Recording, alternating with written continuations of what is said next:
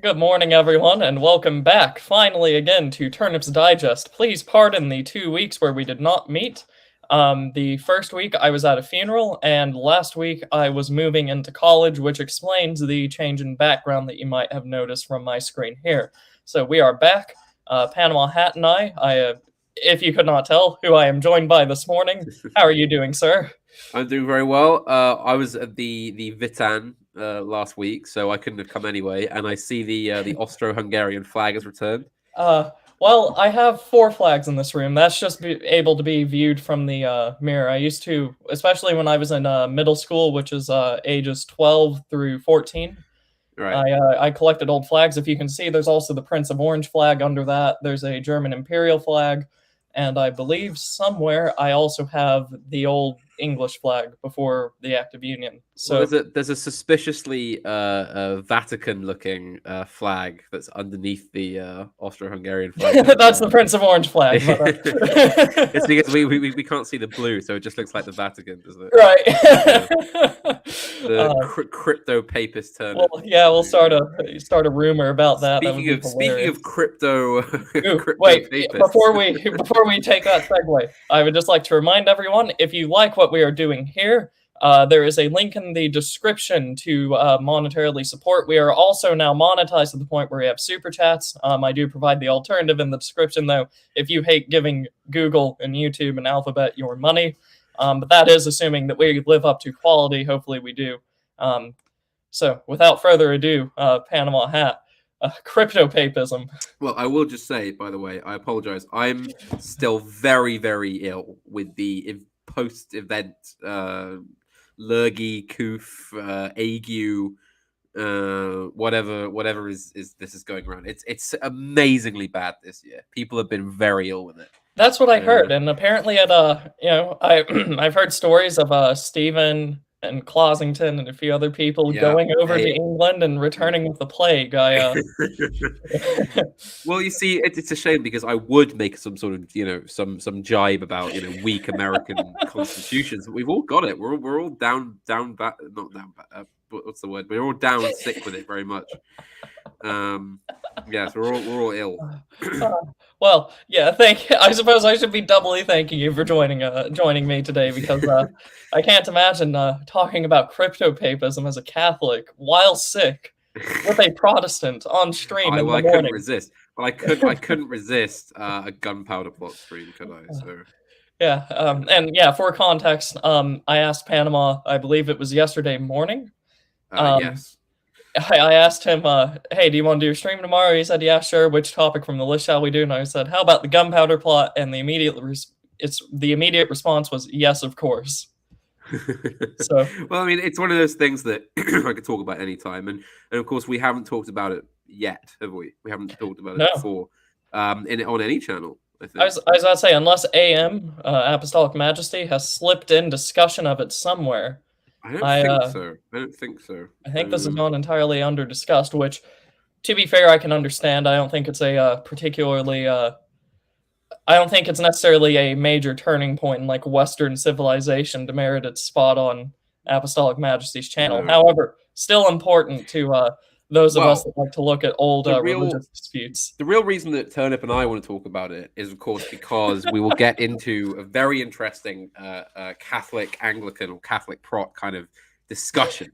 It will give us a lot of interesting things to talk about because at the time, it was kind of the height of anti-Catholic militancy in England. In the height of kind of the struggle between the two groups, not just in England but all over Europe. I mean, would we still count this period as being part of the Counter-Reformation?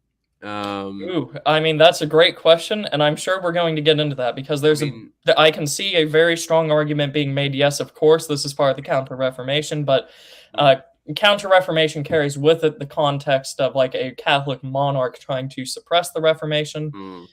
Which, well, I mean, you could say that the Spanish are just doing that in an imperial sense, and the Austrians are as well, aren't they? Well, sure, but then I guess you could also make the argument that the Protestants are just reforming in an imperial sense as well. True. Or counter reforming. I have to say, we've got Cringe Walker in the chat. Cringe Walker, yes, I did miss your Fat Man shorts. Yeah, those were quite something. So Good to see our friend with the Greek name is down there. He's already got his witty comments in before we've even got started. I got criticism for trying to force this as a joke the last time that we did our stream on Spain. I am completely unapologetic. I found all of those funny. I'm easily Yes, amused they though, are. They are so very good. I have no remorse for doing so. So yeah, glad to see everyone's here. If anyone can tell, this is probably going to be just as laid back as the last one, just because I have just been in my first 2 weeks of school. Panama Hat has come under the weather. So this is going to be a nice, relaxing, eternal Catholic versus eternal Protestant argument to the death, as you will. So. So also I just want to say, so as for a starting point, I mean, obviously last time we kind of did the whole grand run up from the Bourbon Restoration up to the Spanish Civil War as a kind of test run for our Spain streams, which are coming up. Yeah. But I think that for this, I think we want to keep it a bit more condensed. So I was about to say I have a starting point 4 years before. I don't know if you want to go any more. We're gonna start with Martin Luther and no 1517. We're gonna get the 100-year lead up. Well, it's interesting, isn't it? Because that's actually not a very long time from Luther to the Gunpowder Plot, is it? That's less than 100 years. That's really not very. That shows you the kind of damage that one man can do. You then have to make you have to prove and make the case, Panama Hat, that Luther is the cause of the English religious strife, which I think is going to be much more tenuous than certain other figures. Because as we will mention him, but Big Henry, otherwise known as King Henry VIII or Bluff King Hal, was very anti-Luther even after he declared himself head of the English Church. Right. In fact, he was quite famous. I'm sure everyone will know. He was given the Defender of the Faith medal by the Pope because of his philosophical attacks and theological attacks on Luther. Yeah, specifically on Luther. So, I think you're gonna have a much harder time proving that Martin Luther and Lutheranism is the cause of English religious strife, especially considering you had, I believe it was one archbishop that was particularly favorable towards Lutheranism, and he ended up executed. So yes. I mean, that again, this is a whole. We could do a series of streams on all that. Henry VIII alone and the religious strife. I mean, it's a gigantic topic. I would now just to keep things interesting, I would take up the defense for the Calvinists here and their influence on the Church of England. However, I know next to nothing about the direct influence of Calvinism on the Church of England. So I would rather not say something and skip making an error than make an error just to keep things interesting. So that's where we are. Maybe in the future, you and I can cover that, the Church of England. Perhaps we can get actual Anglicans and Calvinists on to yes, that would be wonderful. A sort of religious roundtable. When have those ever gone wrong? Yes.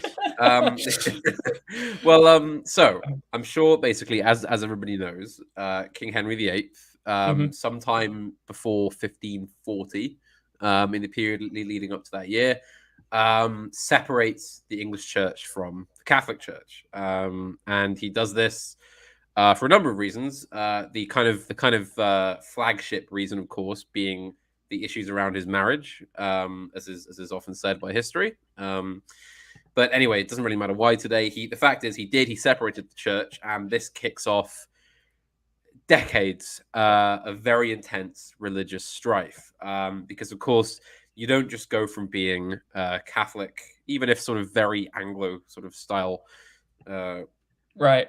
You don't just go from that to being, okay, we're not going to talk to the Pope anymore, and we're a separate church, and then also the monarch is the head of the church, and that's how it is.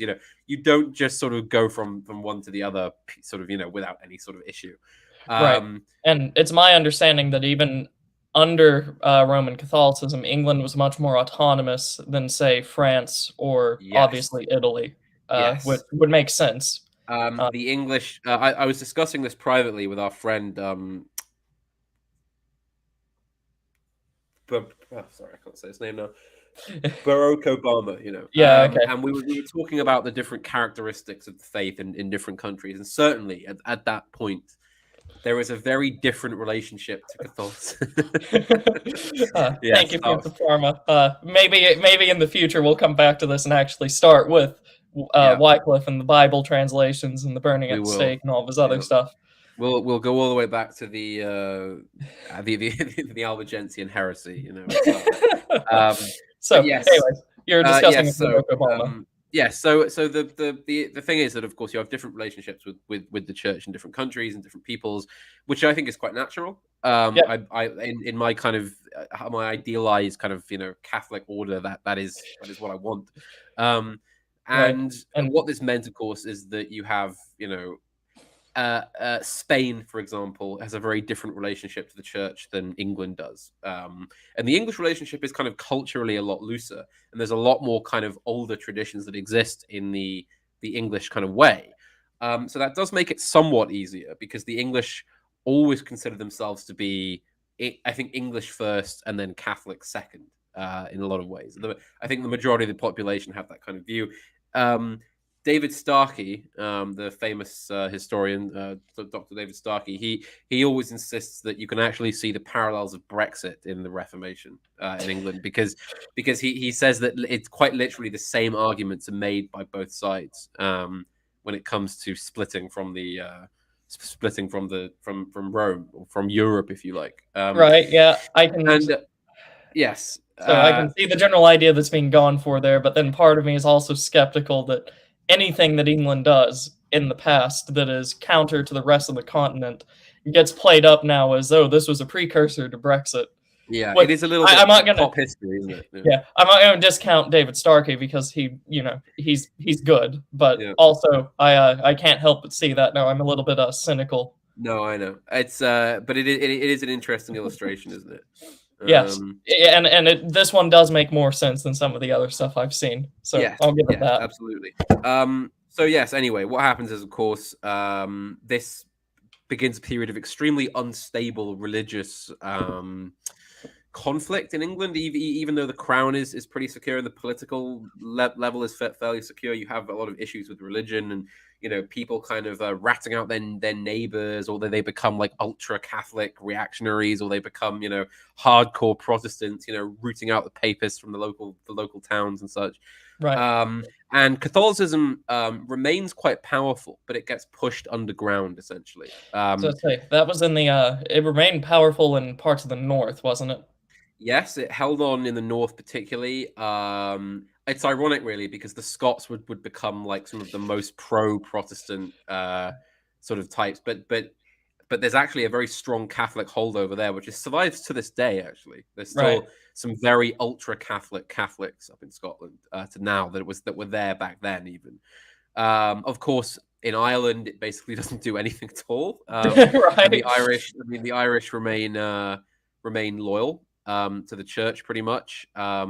And again, that's a whole other thing. The idea, how the Reformation in Ireland. Correct me if I'm wrong, but the settlers, the Protestant ascendancy, wouldn't actually head over there until sort of Elizabeth I's reign.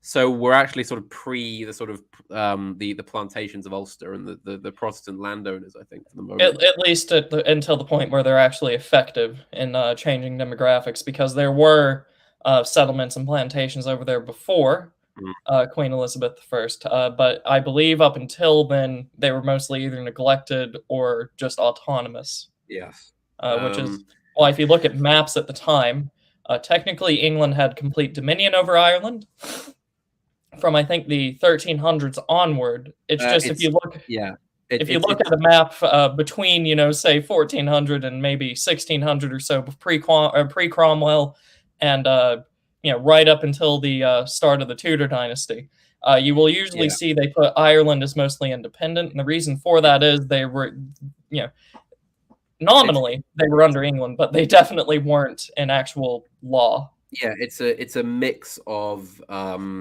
formal and informal rule that varies from period to period. So you can look at it. Say there are points in the 1400s where you can actually see it's like a sort of formalized much more formalized, much stronger control over Ireland. Then you skip forward another 60 years, and all of a sudden the control seems to have sort of vanished. The eternal sort of the Irish problem, if you will, the English, which is it's often called that.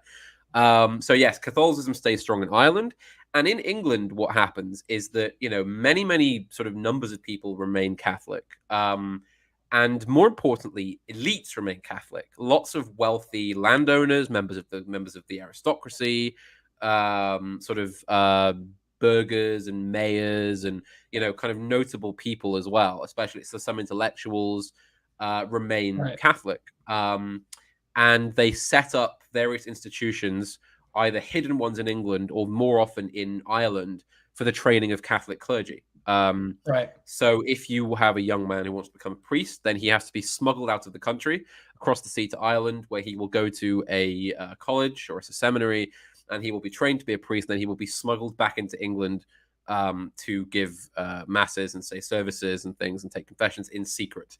And there is a whole kind of secret Catholic hierarchy, which is still existent in England, Yeah. which I've heard some historians call the kind of the black clergy, because So I this is much less documented, especially being because of how inconsequential it was. But there were in the United States, at least during the colonial period, there were obviously enforced state religions. Anglicanism becomes established in the southern colonies, I believe, in the 1600s, or in the late 1600s rather, and then obviously with the Puritans in the Northeast, the Dutch Reformed in New York, and then later the Anglicans, and then the Roman Catholics in Maryland.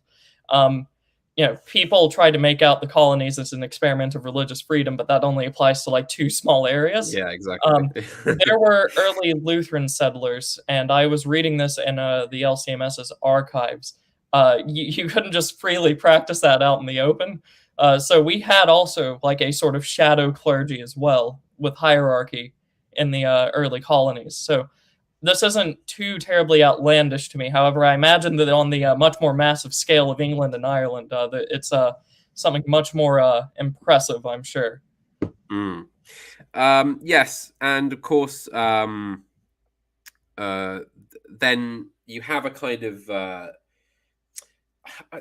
do we have a word in English for kind of a moment where it seems like a good thing that you've won, but in the end it turns out to kind of doom your cause? Because you know how everyone says like Trump winning in 2016 was like the worst thing that happened to the right wing in the West, basically. Isn't wouldn't that be a Pyrrhic victory? No, I suppose where it's something that is seemingly in your favor but saps your cause in the long term, I suppose. Okay. So I suppose a Pyrrhic victory would work, but anyway, basically what I'm talking about is Henry VIII's eldest daughter, Mary, comes to the throne, and Mary is first of all, I know everyone's going to say, oh, here comes the kind of papist apology for Mary or whatever, but seriously, this is something that is very close to my heart, and I've done a lot of reading and study and work on Queen Mary I. She is a very first of all, she's a troubled girl and a troubled woman who grows up as the beloved daughter of Henry VIII. Then all of a sudden, she's the daughter of a divorced king. Her mother is condemned and chucked out, and she's sent from the kind of heart of splendor and power away to a kind of small, out of the way, rural house somewhere with a few maids, and that's it. She's forgotten about for a while. So she has this kind of quite troubled upbringing, and she's very jealous of her sister Elizabeth, etc. And of course, she is very strongly Catholic. She remains a very, very one would say militant and devout Catholic. She's also a very philosophical Catholic. She loves to read Catholic texts and Catholic theology and this kind of thing, and she writes letters to members of the clergy, or once the Reformation happens, the black clergy, the secret clergy, and she communicates with them, and she discusses things about the church and why she thinks that Catholicism is and Protestantism is a heresy, she says. And then when she succeeds, well, she doesn't actually. Sorry, I made a mistake there. She doesn't succeed her father, the duchy. She succeeds her half brother, Edward, who the very sickly young Edward who succeeds Henry VIII. And of course, she immediately attempts a kind of re-Catholicization of England to varying degrees of success. Now, Queen Mary is known very popularly and very widely as Bloody Mary because of her measures against Protestant clergy and Protestant worshippers in general. Again, everyone's just going to call this like, papist cope, but it's true. It's true that a lot of what she did is one, very much over exaggerated in the popular memory, and two, a lot of she's famous for burning Protestants at the stake and this kind of thing. A lot of the burnings were men who had either spoken out treasonably. They had openly called for the overthrowing of the monarchy or some kind of civil upset, or tried to plot a rebellion, or they had been given several attempts at repentance, or kind of they were given some other way to lenience and they refused it. So their ultimate end was burning as an example, essentially. So before I take some of the lines of conversation down that way, I just our good friend Lady of Shalott has told us that she is hated in ultra Protestant culture, which I can understand. Well, blow me down. It couldn't be me. Makes sense. Roman Catholic monarch who either, as you claim, has or has not been greatly exaggerated. I will just put this note here. If anyone thinks that Panama Hat is wrong, we can host a stream at a later date where we can discuss this in depth. Yes, we should. Because this is not my field of specialization, which is why I'm not the one leading conversation again today, like on some of the other streams that I've done. And for once in a while, I actually like to just sit back and listen. But so if anyone thinks that Panama Hat is wrong in his characterization, I would more than love to host a stream on Queen Mary, Mary. I mean, just to kind of outline this, this is one of the biggest debates ever in English history. I mean, the characterization of Queen Mary, there have been academics whose entire career, from like their undergraduate level to their death, was just arguing about Queen Mary. I mean, it's a colossal field of study. But so anyway, Queen Mary, she attempts various measures to re-Catholicize. There is upon her accession, there is actually a rebellion, and she, I think it's slightly before she succeeds, she ruthlessly puts down a rebellion. She has everybody that is involved in it put to death. It was not really a religious thing. It was an uprising against her. Against various estate owners and things, but the point is, she's very much a law and order queen. She does rule with a very heavy hand. I'm not going to make right, any and about that. Just because, once again, I'm not going to speak directly as to the facts of this case, but I can understand how you might claim that a particular affiliate of either Roman Catholicism or Protestantism could be over exaggerated at this point in time, because. And we'll see how you take this. Whenever Roman Catholics typically talk about Martin Luther, I have seen wild claims thrown around that he was in favor of things like divorce, as if they were sort of mixing up the typical caricature of Henry VIII and applying that to Martin Luther, who, one of his main things was trying to clarify the doctrine of marriage, which is a strange thing. So once again, no, not an official position, I don't think. I think that's just a meme that flies around. But also you get the... for whatever reason, I have heard Roman Catholics, and I think other Protestants as well, claim that Martin Luther was a terrible tyrant who tried to sponsor the bloodbath of the poor Anabaptists, which we can discuss that probably at a later date, just because that's a rabbit hole in and of itself. But I know for a fact just how overly exaggerated that one gets. And, the reasoning also as well behind why he would oppose peasants trying to kill their nobles and their hierarchs.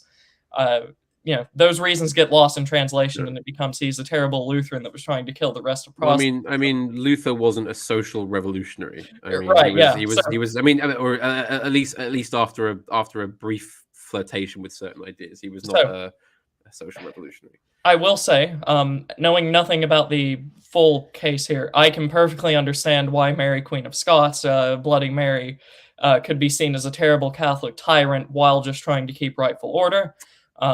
Well, I mean, However, there is a bit more to it than that, of course. You may be going to touch on this, but it's, obviously the Protestant Anglicans won in the end, if you will. mhm, They secured a succession for themselves. So obviously it's a bit like the kind of boomer truth of today, isn't it? You can't have the kind of the last great threat to your regime be lionized or rehabilitated. Bloody Mary has to be the most evil tyrant, evil Catholic tyrant ever. Because remember, if we should ever let a Catholic get near the throne again, we'll have the purges and the burnings and the torture, and we'll be plunged back into these dark sort of inquisitional days. So that's the narrative you have to have, basically, if you don't want Catholic re-succeeding the throne. And the thing is, of course, as anybody who knows English history even vaguely well will know, there were many opportunities and many close calls down the line where Catholics very nearly did once again hold the throne of England. And we can argue back and forth, what could they have actually done from that position, but it very nearly did happen. And in one right. case, it did happen, of course, with James II.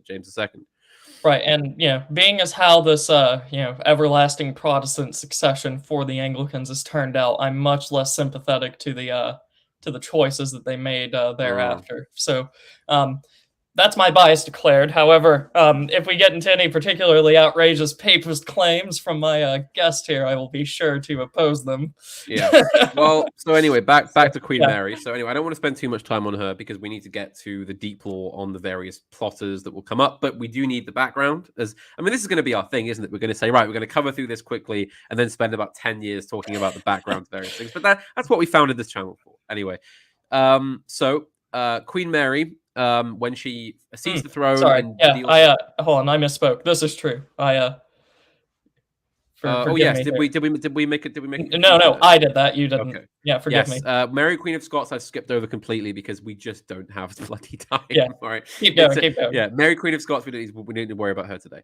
But Mary, Queen of England, Mary the First is 37 after she has dealt with various things and succeeded the throne, which is pretty old by the standards of the time for a woman. And this leads to the problem of course, if she wants to secure a Catholic future for England, she needs heirs. She needs sons, and she needs daughters as well.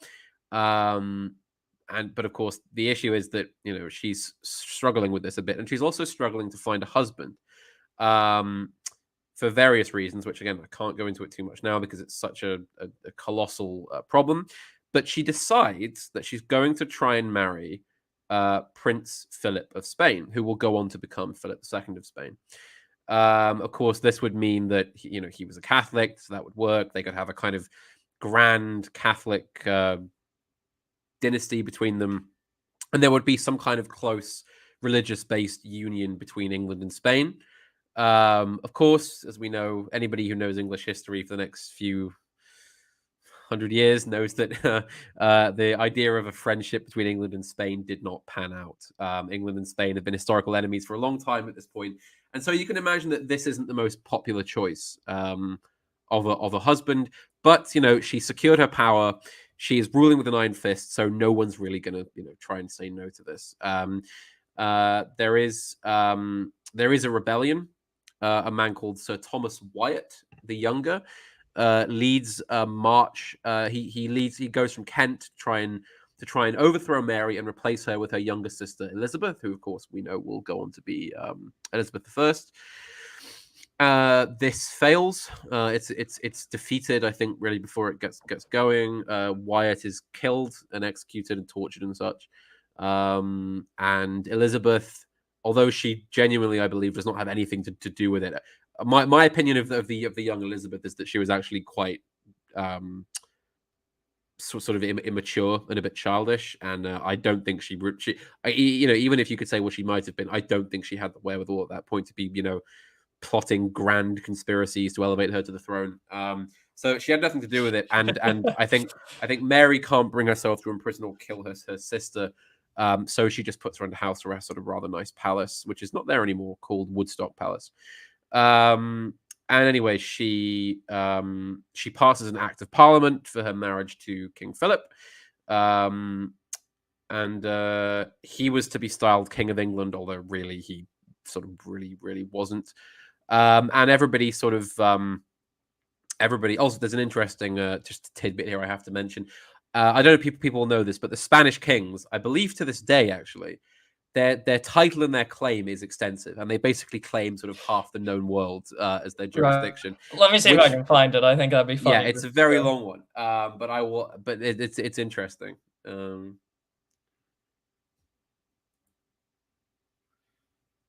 Yes, it's they claim a huge number of dominions and Are you things. about to tell me that England is in fact in there? Well, it's interesting because the point is here that she as his queen shared those claims. So you get some very interesting schizo English monarchists who talk about the fact that England is the rightful heir to the kingdom of Jerusalem because Queen Mary Oh, has the claim and it technically should have passed on. right. Okay, that makes sense. So, Yeah, and all the other things as well. right. So, just looking in here, the Spanish crown has King of Spain, the King of Asturias, the King of Castile, King of Leon, King of Aragon, King of Jerusalem.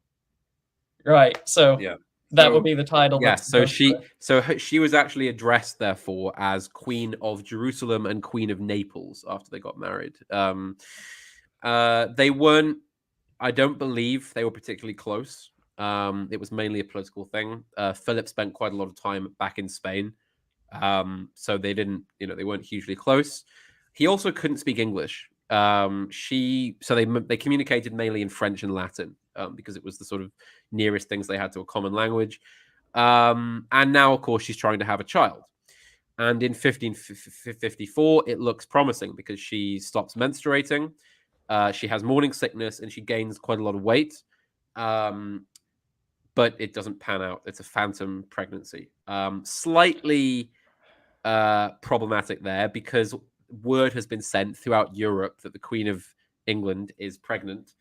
And now they have to sort of try and walk that back. So this causes kind of, various stirrings and sort of political problems.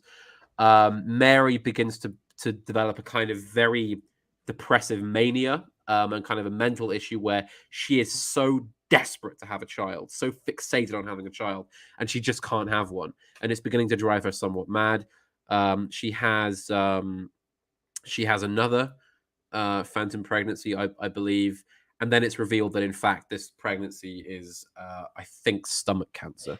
be. So, Um, I know we said that we would, or get through this very cancer of the uterus. Sorry. right. I know we said we'd get through this very quickly, but I noticed throughout whatever like house it is that rules England, they always fail to produce heirs, and it's always like some sort of terrible, struggle in order to secure the line of succession and produce an heir.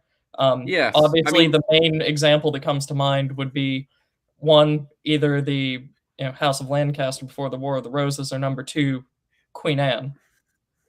Both of yes. completely different reasons there, but Queen Anne is just a really sad story to read about. yeah, She has 17 pregnancies and none of them are successful. It's very, very sad. And I thought she was also. I thought some were successful, but the children ended up dying. Yeah, anyways. some were born and then died a few hours afterwards. Right. Some died a few months. It's quite horrific to read about. Queen Anne's life. Is England just cursed? Is that what it is? Women can't bear children if they hold the throne of England. Honestly, I think the genetics play a part. There's a lot of, for whatever reason. I mean, to be fair, quite a lot of monarchies have this problem. Is that they tend to marry into female lines that have all kinds of problems. You probably know about the epidemic of haemophilia in European royalty, thanks to Queen Victoria and her line. Right. Basically, where sort of it skips one generation and the next one is a carrier. Caused all sorts of problems, as we know. It's just that kind of bloodline. I mean, to be fair, they didn't. You can say there's an extent to which they didn't really know. I mean, honestly, I think Mary's issue was she was just too old. She was. You have to remember that it's not like nowadays where you can kind of doctor your way into a 40-year-old woman having a healthy kid. It's like back then, 37 really is too old. I think for a lot of women to be having kids. I mean, you have to remember, you go and go to a museum and look at a suit of armor Right. or some clothing of a regular sized man back then. It's like they're like midgets, you know. They're so wiry and so thin. And in fact, there is a new model army under Cromwell. There's a new model army textbook, one of which is discussing the issue of the human sort of uh, physique and the body and all to do with the sort of war and stuff. And one of them has a diagram of sort of the average man of the time, and you can see just the way people were nourished, the way people ate, the way they exercised, how they were born. It meant that people were actually very different Right. Yes. back then as to we are now. We're actually a lot better nourished, basically. So we grow into a slightly different way. In fact, again, not to put too fine a point on it, but I was talking to a friend of mine who runs a suit shop, a men's suit shop in London, and he says that he actually buys a lot of vintage Edwardian era and Victorian era suits. And he says, but the problem is that he's not an overweight guy or a muscly guy. He's very very very thin, very trim and well kept.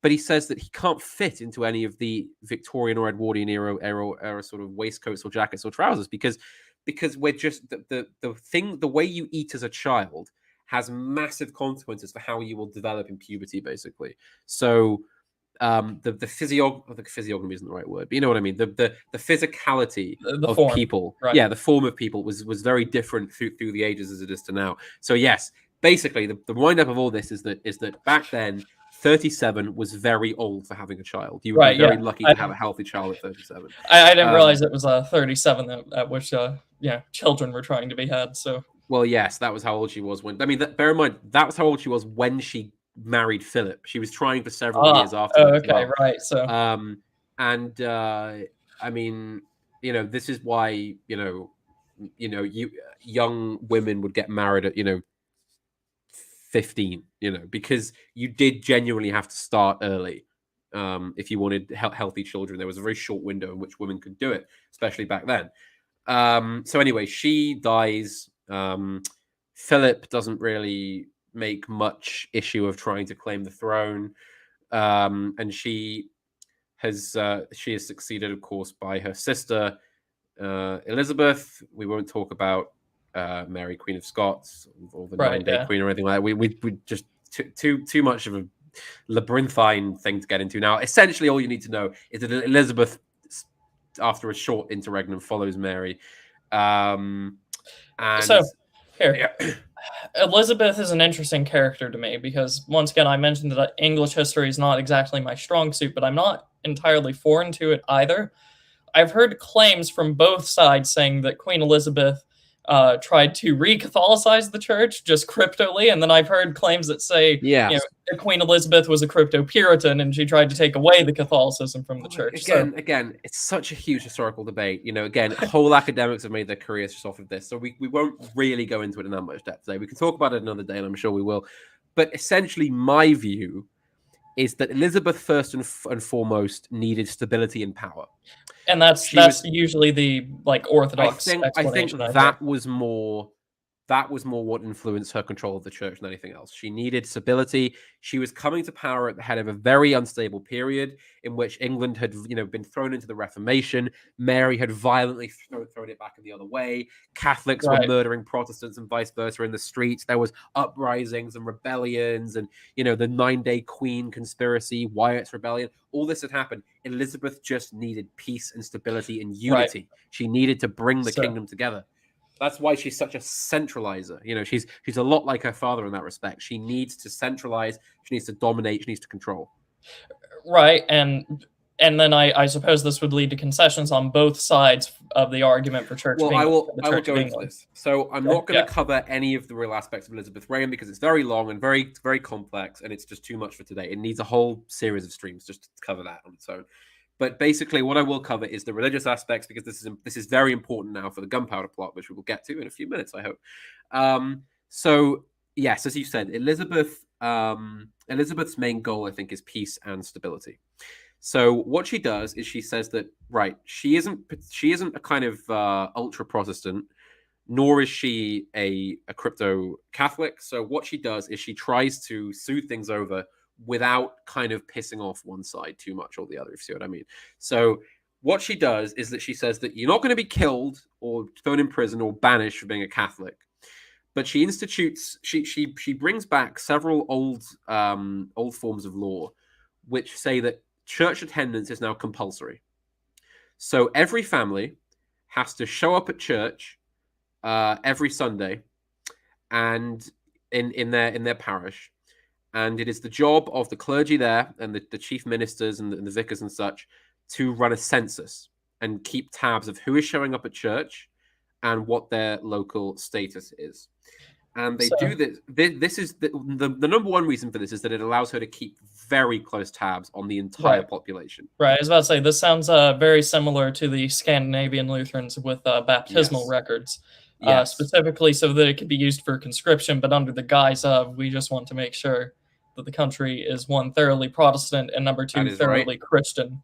And remember, because of what Henry VIII did, the monarch is the head of the church. So she has complete power to do this. There is no real opposition to this.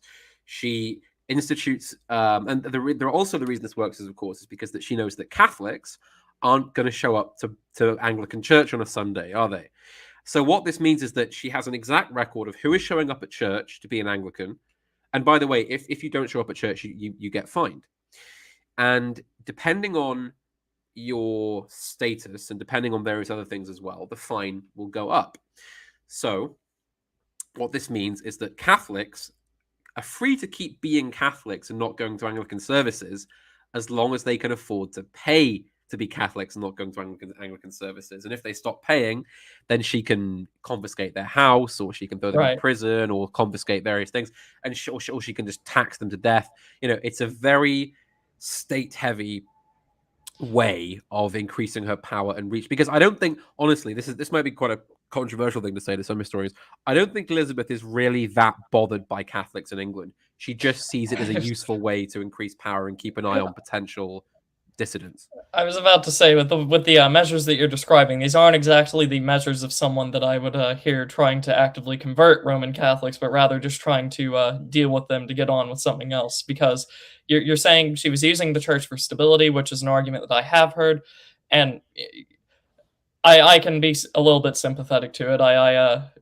I definitely understand the impulse to have the church sort of step into society and try to stabilize it, especially if it is resistant to it, then it becomes even more sympathetic.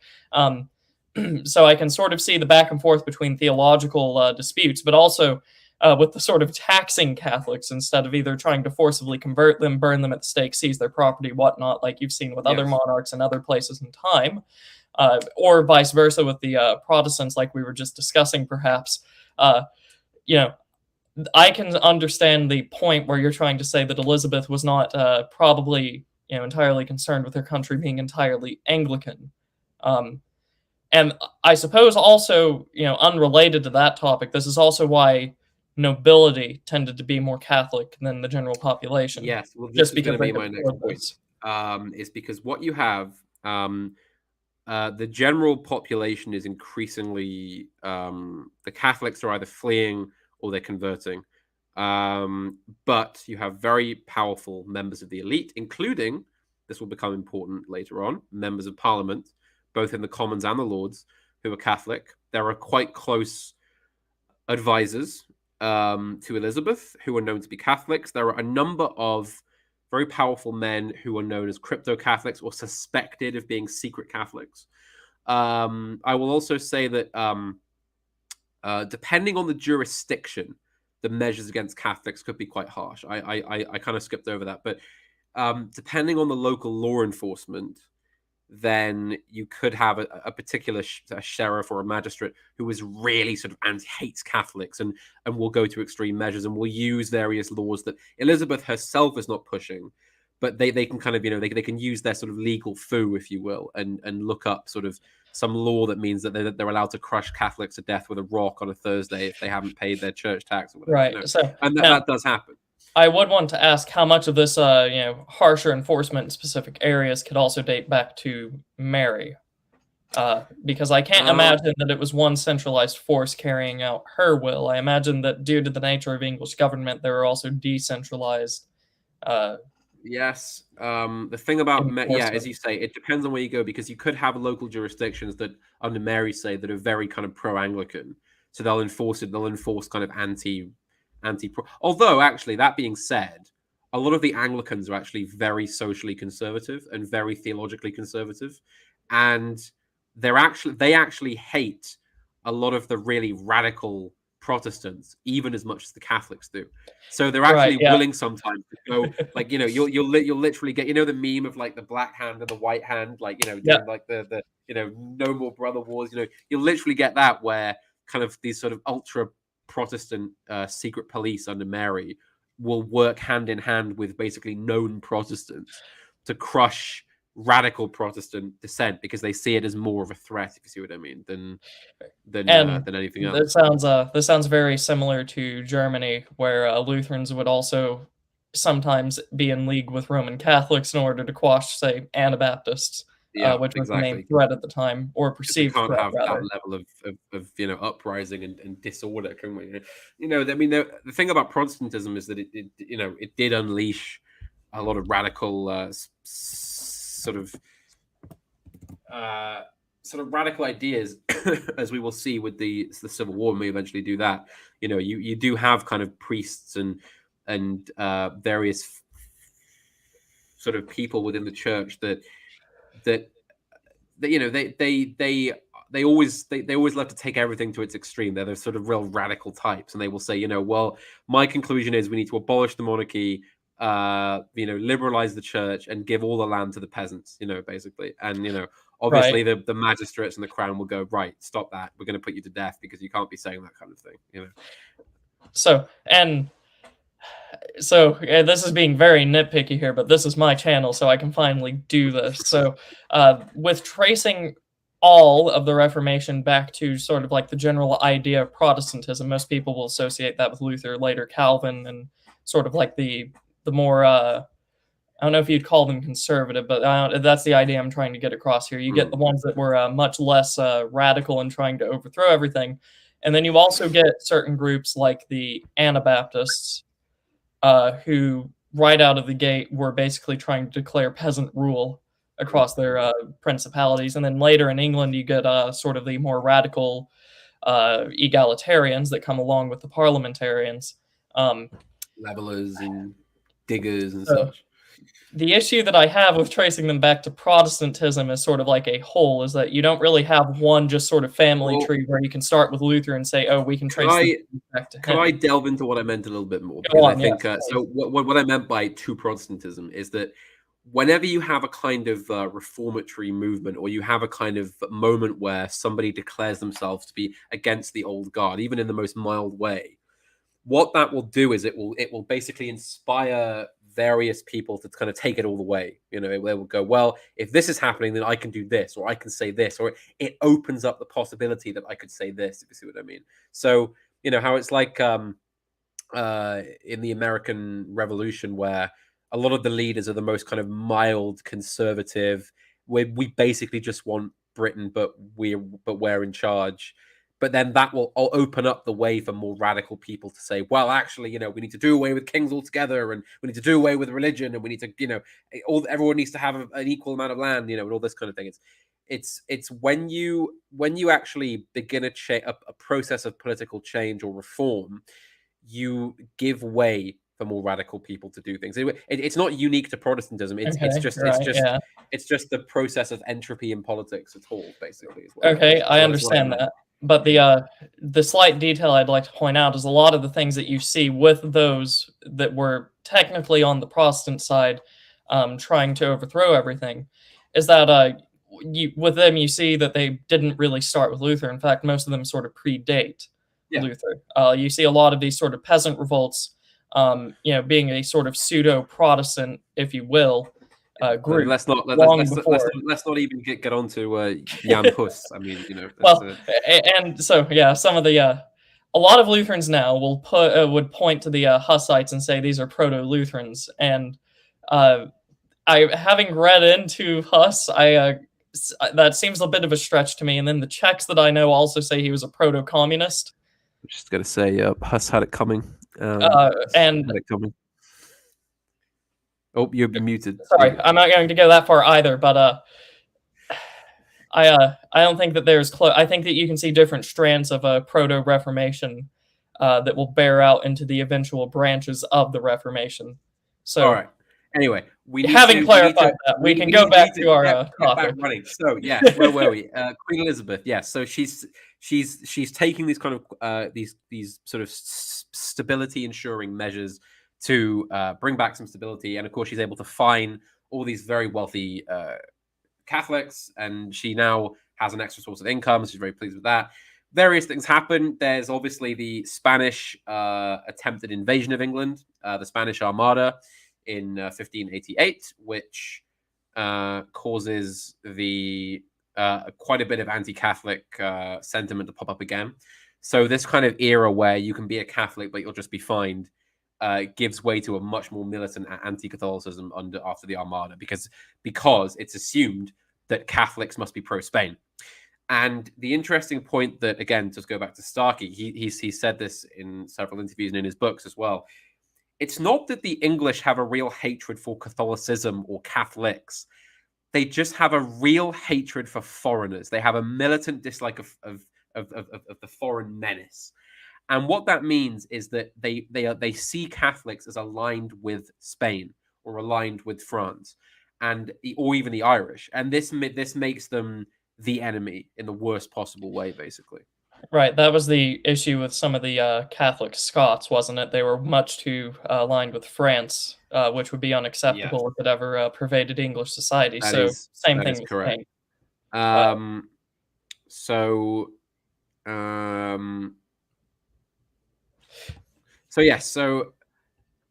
this is all leading up to a point where Catholicism is now being pushed underground to a degree that many members consider sort of intolerable. There is a various gruesome spectacles. Bear in mind this is where the history gets a little bit sort of rocky in terms of the sources.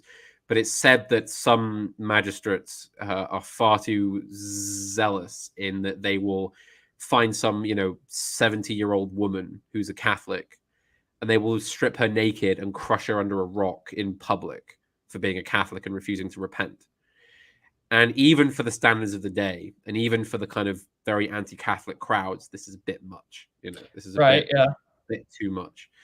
And now, just to see how out of nowhere this is, are there similar such stories coming from the sort of re-Catholicization of England under some of the previous monarchs? Right, but the difference is that a lot of the time, the most gruesome punishments, with the exception of the burnings at the stakes that are happening in that period, are kind of being done by, say, a Catholic judge or a Catholic mob that has been sort of stirred up. And you've again, in that time, you do have these kind of low-level civil wars running between groups of Catholics and groups of Anglicans, basically, where they are when you read about the sort of that those low-level wars are the worst because they're the most brutal, because people will do the most vicious, petty things in revenge. It's a bit like the kind of the war over in Ireland between the Catholics and the Protestants, where somebody will brutally mutilate and torture somebody because 40 years ago their father said that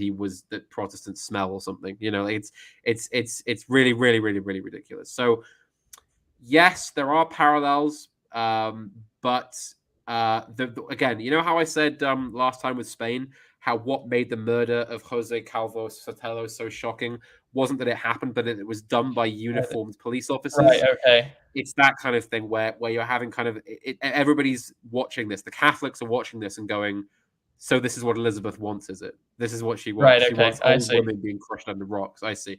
So they begin to organize and they begin to meet. They begin to form circles, secret circles. And very often these are under attack by not quite secret police. I mean, they're sort of men who will ride around on horseback with sort of muskets and swords and break up Catholic masses that are going on or things like that. And of course, this is where we have a famous thing in England where if your house is older than this period or it dates from this period, you will have in your house a priest hole. And a priest hole is a small hidden sort of cupboard, sort of man-sized cupboard hole thing in which a priest can hide. Because if you were having a mass at your house and the sheriff's men came riding up to the old inn door, then you would pop the priest in the hole, put all your chalices and your Catholic vestments away in a box, and sit down and go, nothing's happening here. This is all above board. We're just, smoking a pipe and, sitting around the fire. There's nothing happening here. And some of these priest holes are very elaborate. And my aunt's old house up in Gloucestershire has one that used to have a small tunnel that ran to a chapel, which is no longer on the site. It was gone a couple hundred years ago.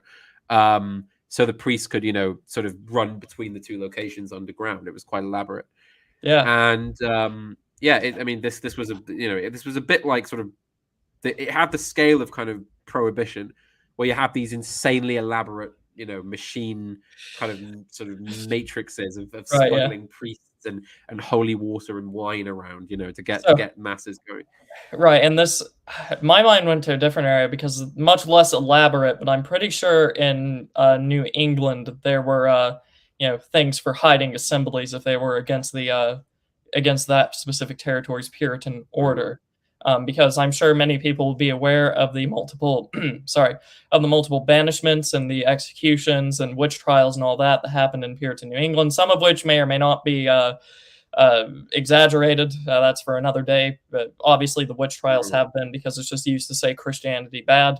But there were dissenters of the Puritan order that lived in Puritan New England. And if I remember correctly, I think that I read somewhere once upon a time that some of their houses had places to hide assemblies. I don't think it was nearly elaborate as what you just described there. But if they had like a certain person that, if they were found in a group, would get the whole group banished or condemned or something like that. I think they had like areas in like false cupboards or wardrobes or something like that, to where they would just hide them.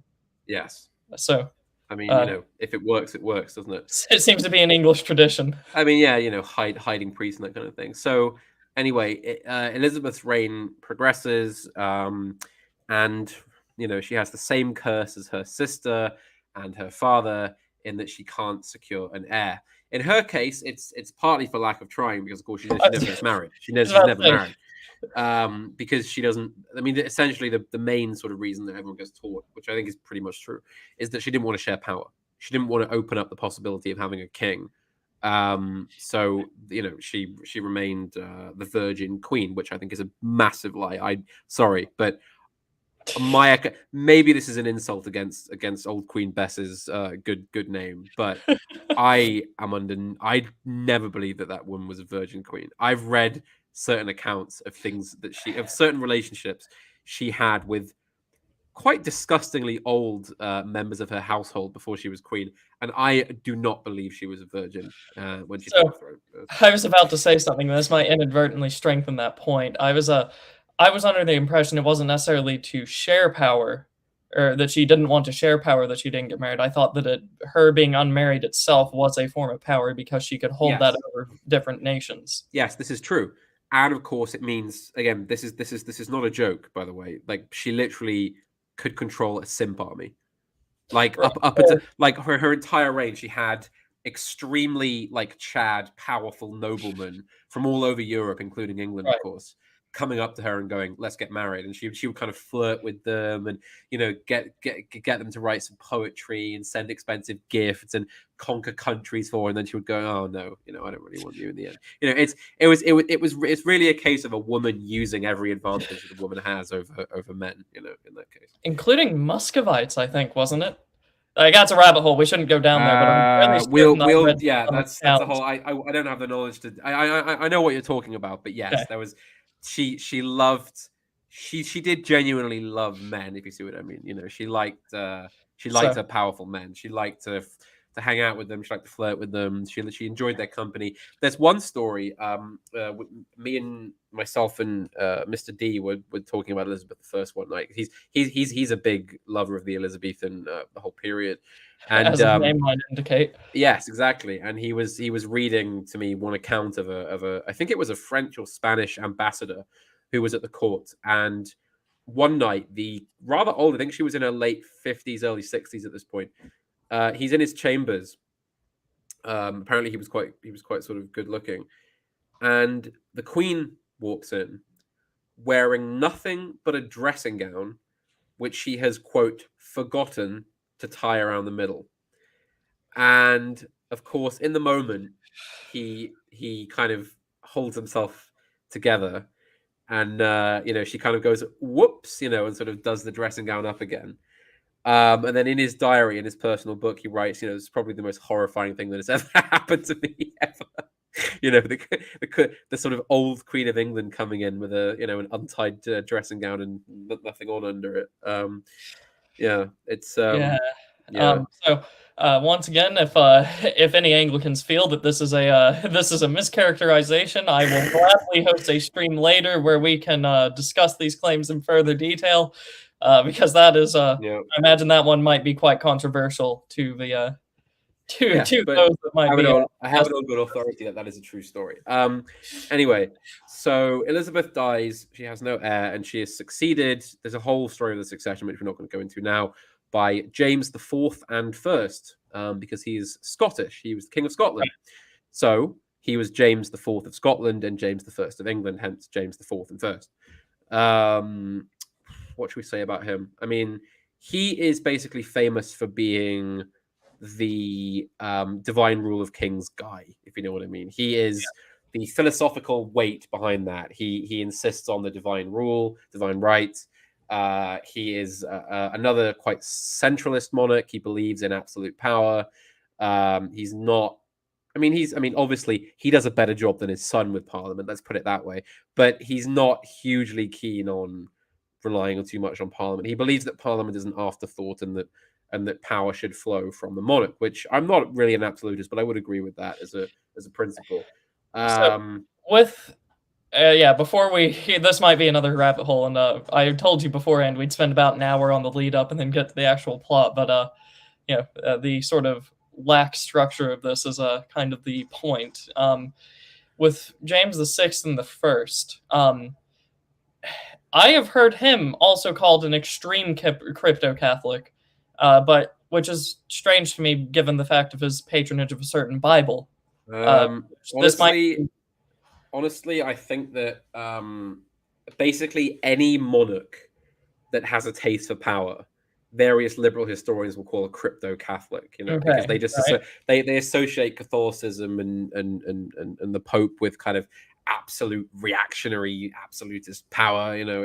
It's a bit of a tired thing here. I know he was not a crypto-Catholic, and as we will deal with, if the aftermath of the plot is anything to go by, the man did not like Catholics.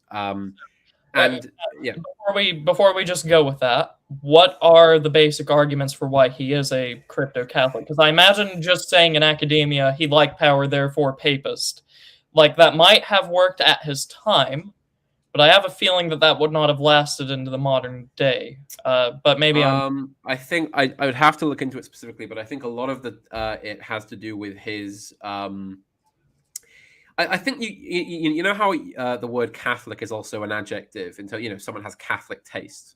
Right. Yes. He had very Catholic taste in terms of the obviously this is where the aesthetics of the Stuart period come from. The right, rich. Yeah. This is the predecessor of the Cavalier style. All this finery that Charles I loved so much, and his son did as well. I think the reason that he's held up as being a Catholic, again, this is also true for other monarchs as well. He's very Catholic in how he runs the church as well. He does genuinely believe in himself as the head of the English church, and he wants to assert that authority.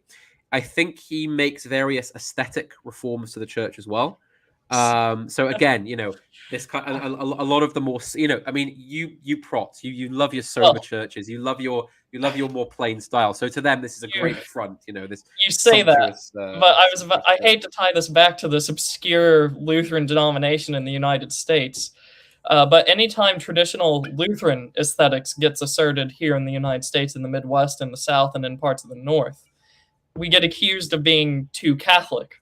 That is something that Yeah. I had said to my face. Is that not too Catholic? Whenever I would ask for. I want to meet this man who called you too Catholic and give him a talking to. I don't know. Let's Well, see. I hate to tell you that is most people around where I am, just because this is a majority Baptist part of the country. And I imagine that as I move further up north, that's not necessarily going to cease with the Protestants, just because the sort of very sober, very non-iconographical view of church aesthetic by the Puritans, by the Calvinists, by the Baptists has so ingrained itself in American culture that whenever I try to ask for, I don't know, certain types of liturgical practice being reinstated that was common in Lutheranism until, say, maybe the 1890s or so, perhaps even to the 1910s. That is considered too Catholic. That is a thing that happens now. So when you're trying to tell me that certain forms of Catholic aesthetic forms in the church being instated under King James the first, being seen as crypto-Catholic, I can very well understand. However, I'm sure someone will come along later and say, "Oh, but he was trying to institute this thing that is, objectively too Catholic." Yes. Pardon my skepticism. I can see how these charges might be a little bit overblown just from my own personal experience. Yeah. Again, I think that the charge of being a Catholic, as you say, it is, and you just provided a perfect illustration for it. It often comes from a love of sort of aesthetic sumptuousness in some way. The charge of this is too Catholic. This is too the finery is too much for me. And James the First, James the Fourth and First, loves his finery. He loves his extravagance. He loves fine clothing. He loves great palaces. He loves hunting. He's an enormous enthusiast of hunting. And which is a bit of a happy thing, because of course we've just had several female monarchs who didn't really have any interest in the outdoors at all. So this is a great kind of return to the hunt for a lot of English noblemen. And he's James the First. This is where we should begin to talk about the plotters. So I will go into them, the important ones, in a moment.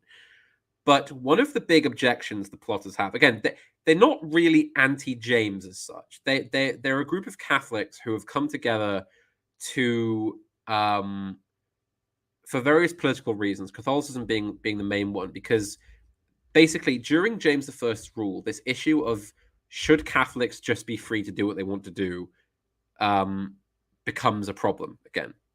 Because a lot of people are saying, just let the Catholics be. We can't afford to be enforcing all these rules and obscure laws on Catholics, and it's getting a bit much, and we don't want to keep all this going. Just let them do what they want to do. And this is a huge hot button issue throughout his reign. And it's not helped by the fact that there is a very long war going on between Spain and England at the time, which of course is, this very much, just to let you know how long this is going on. This is the same war that Elizabeth dealt with the Spanish Armada. This war is still going on. It's not over, right? And it's becoming very expensive. And everybody forgets that after the Spanish Armada, the English sent their fleet, the English Armada, and it met pretty much the same fate as the Spanish one. That this war is dragging on, and James's pretty much first big triumph of his reign is to bring it to an end in 1604. So whenever I listen to a lecture on English history, they always joke about how England is constantly at war with France, Spain, other parts of the continent, and Ireland, and sometimes Scotland, depending on how early you go. And that's just doesn't a end. Constant fact of life until maybe post. No, it really was. It really was. The wars are ceaseless. I mean, to be fair, they do have kind of low periods, but it really is. It's kind of ridiculous, the warring. And but now this is a huge point of contention for historians. But my view is that James wasn't especially bothered about sort of Catholics as such. A lot of people were saying, we have to be careful. The Catholics, they're all going to be pro Spain. They're going to rise up, and they're going to do all this kind of thing. It's going to be the end of us. And James is a bit sort of apathetic, and he's also worried because his reputation abroad is suffering, because England has earned a reputation among European nations for being this kind of repressive hellhole where Catholics are tortured to death every day. And That's this that's is a causing him to historical suffer on the diplomatic scene. right. That's a historical detail I've come across. It only seems that when I get to about say 1750, that people stop describing England as like an underdeveloped backwater and Yes. start describing it as something desirable. Yes, Uh, it is. It is seen as something of a mess, basically, because of the whole period from Henry to James is you know Now, I am ever so slightly skeptical, just for the simple, petty reason that that's how Hollywood portrays this period, which therefore automatically makes me think maybe let's this is let's not even go into the Hollywood depictions of any period of English history. But so. for all intents and purposes, I hope you can trust me, and that I think that Yes, yes, I and James wanted to tone it down a bit, and he has this issue because he has an extremely, what we might call, ultra conservative, ultra Anglican Privy Council, who right. they said, we need more repression on Catholics. We need to root out Catholics. We need to kill the priests. We need to expel the Jesuits. We need to do this and this and this. We need a war in Ireland. They want to scrub Catholicism off the face of Right. the UK And completely.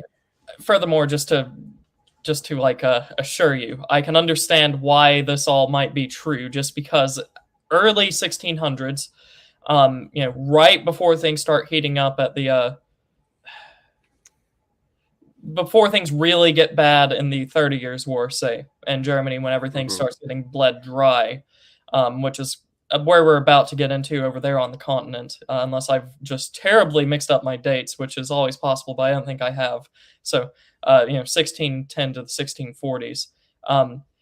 Early on, there are a lot of writings from Lutherans, basically just saying, these Roman Catholic armies and kingdoms are your enemy, but the population shouldn't just be put to the sword. Yes. So I can understand how England, putting a population to the sword, be it right now the Roman Catholics, and before that supposedly the Protestants. I can see how this could kind of be seen as a barbaric. Well, I mean, again, it's not just barbaric, it's completely unfeasible because huge Right. amounts of the population are still Catholic. Moreover than that, huge numbers of the what we might call middle class and the noble parts of society are still Catholic. You have very rich, very powerful Catholic landowners, Catholic MPs. There are, people that own shipping, even some military officers are known to be Catholic. There's a great many men who are suspected of being Catholic, as I said. It's the idea that you could just take a sword and get rid of all these people is just so unfeasible. It's still too well established among the elite to just be purged. And also, as I Right. said, James doesn't have the appetite for it. He did, again, he rather like Elizabeth, he's very keen on this idea of the divine right and the absolute rule, and he wants stability and order. He doesn't want to go starting a massive anti-Catholic purge that's going to rip the country into shreds. This seems this seems Yes. equivalent to me. There's a region in Germany, Franconia, that was usually under the control of Bavaria. It was unique because it was very much not Catholic. And what you're telling me here is as if they decided they were just going to scrub Catholicism from their lands, like that level of infeasibility. You Well, I have mean, Catholic neighbors. The population still has a large Catholic presence, and land is still owned by the Roman Catholics as well. So, just on that point of practicality for both for both the areas here, it seems that it is just infeasible, as you were saying. well, I mean, let's do a bit of rank punditry here, and let's use the example of your wonderful president, who I believe just a night or two ago basically said, just get rid of all the MAGA, just get rid of all the Trump supporters, right? They need to Right. go, right? Just get rid of them, So, make them go. if we assume that they're about half the population, how much of the population would you reckon? We don't necessarily need a hard number here. What percent of the population do you think would be Roman Catholic? That again, obviously weighted in favor for landowners, but that's difficult. I honestly wouldn't be able to tell you. I'd have to look at some raw, okay. some data for it. Again, I think it depends on the region. So Anglicanism is definitely well in the majority at this point. Right, because But it seems whenever I read about this period, they're talking about like a third, maybe slightly less of the country being Roman Catholic. Yeah, I think that probably is accurate at this point. Maybe I could ask Apostolic Majesty or somebody that might know better than I. I couldn't give you an exact number, but Yeah, again, yeah. We don't need what I wanted to focus on is the fact that Catholics, for various reasons, are increasingly among the elite, not the populace at large. You know, it's people that can afford to be Catholics, who can afford to pay the recusant fees and all this kind of thing. Basically, right. that's what's happening.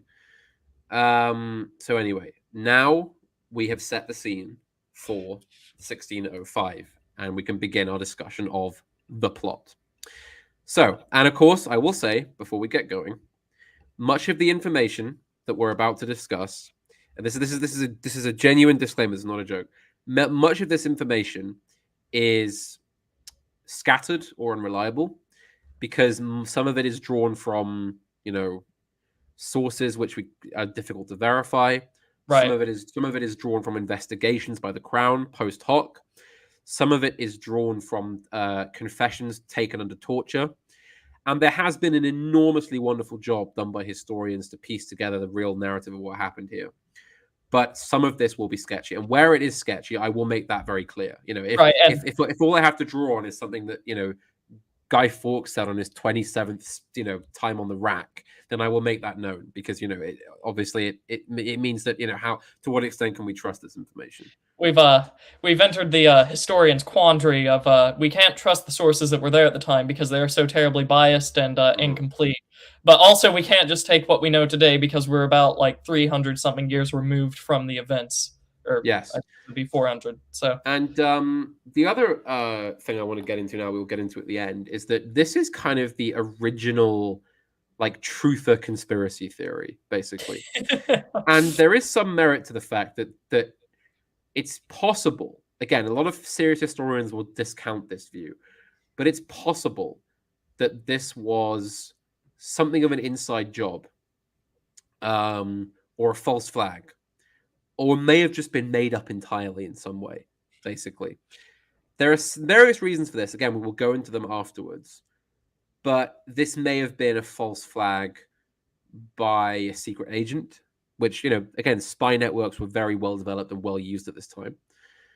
It may have been by members of this very ultra-conservative, ultra-Anglican Privy Council to give the king an excuse to go hunting for Catholics, and various other things as well.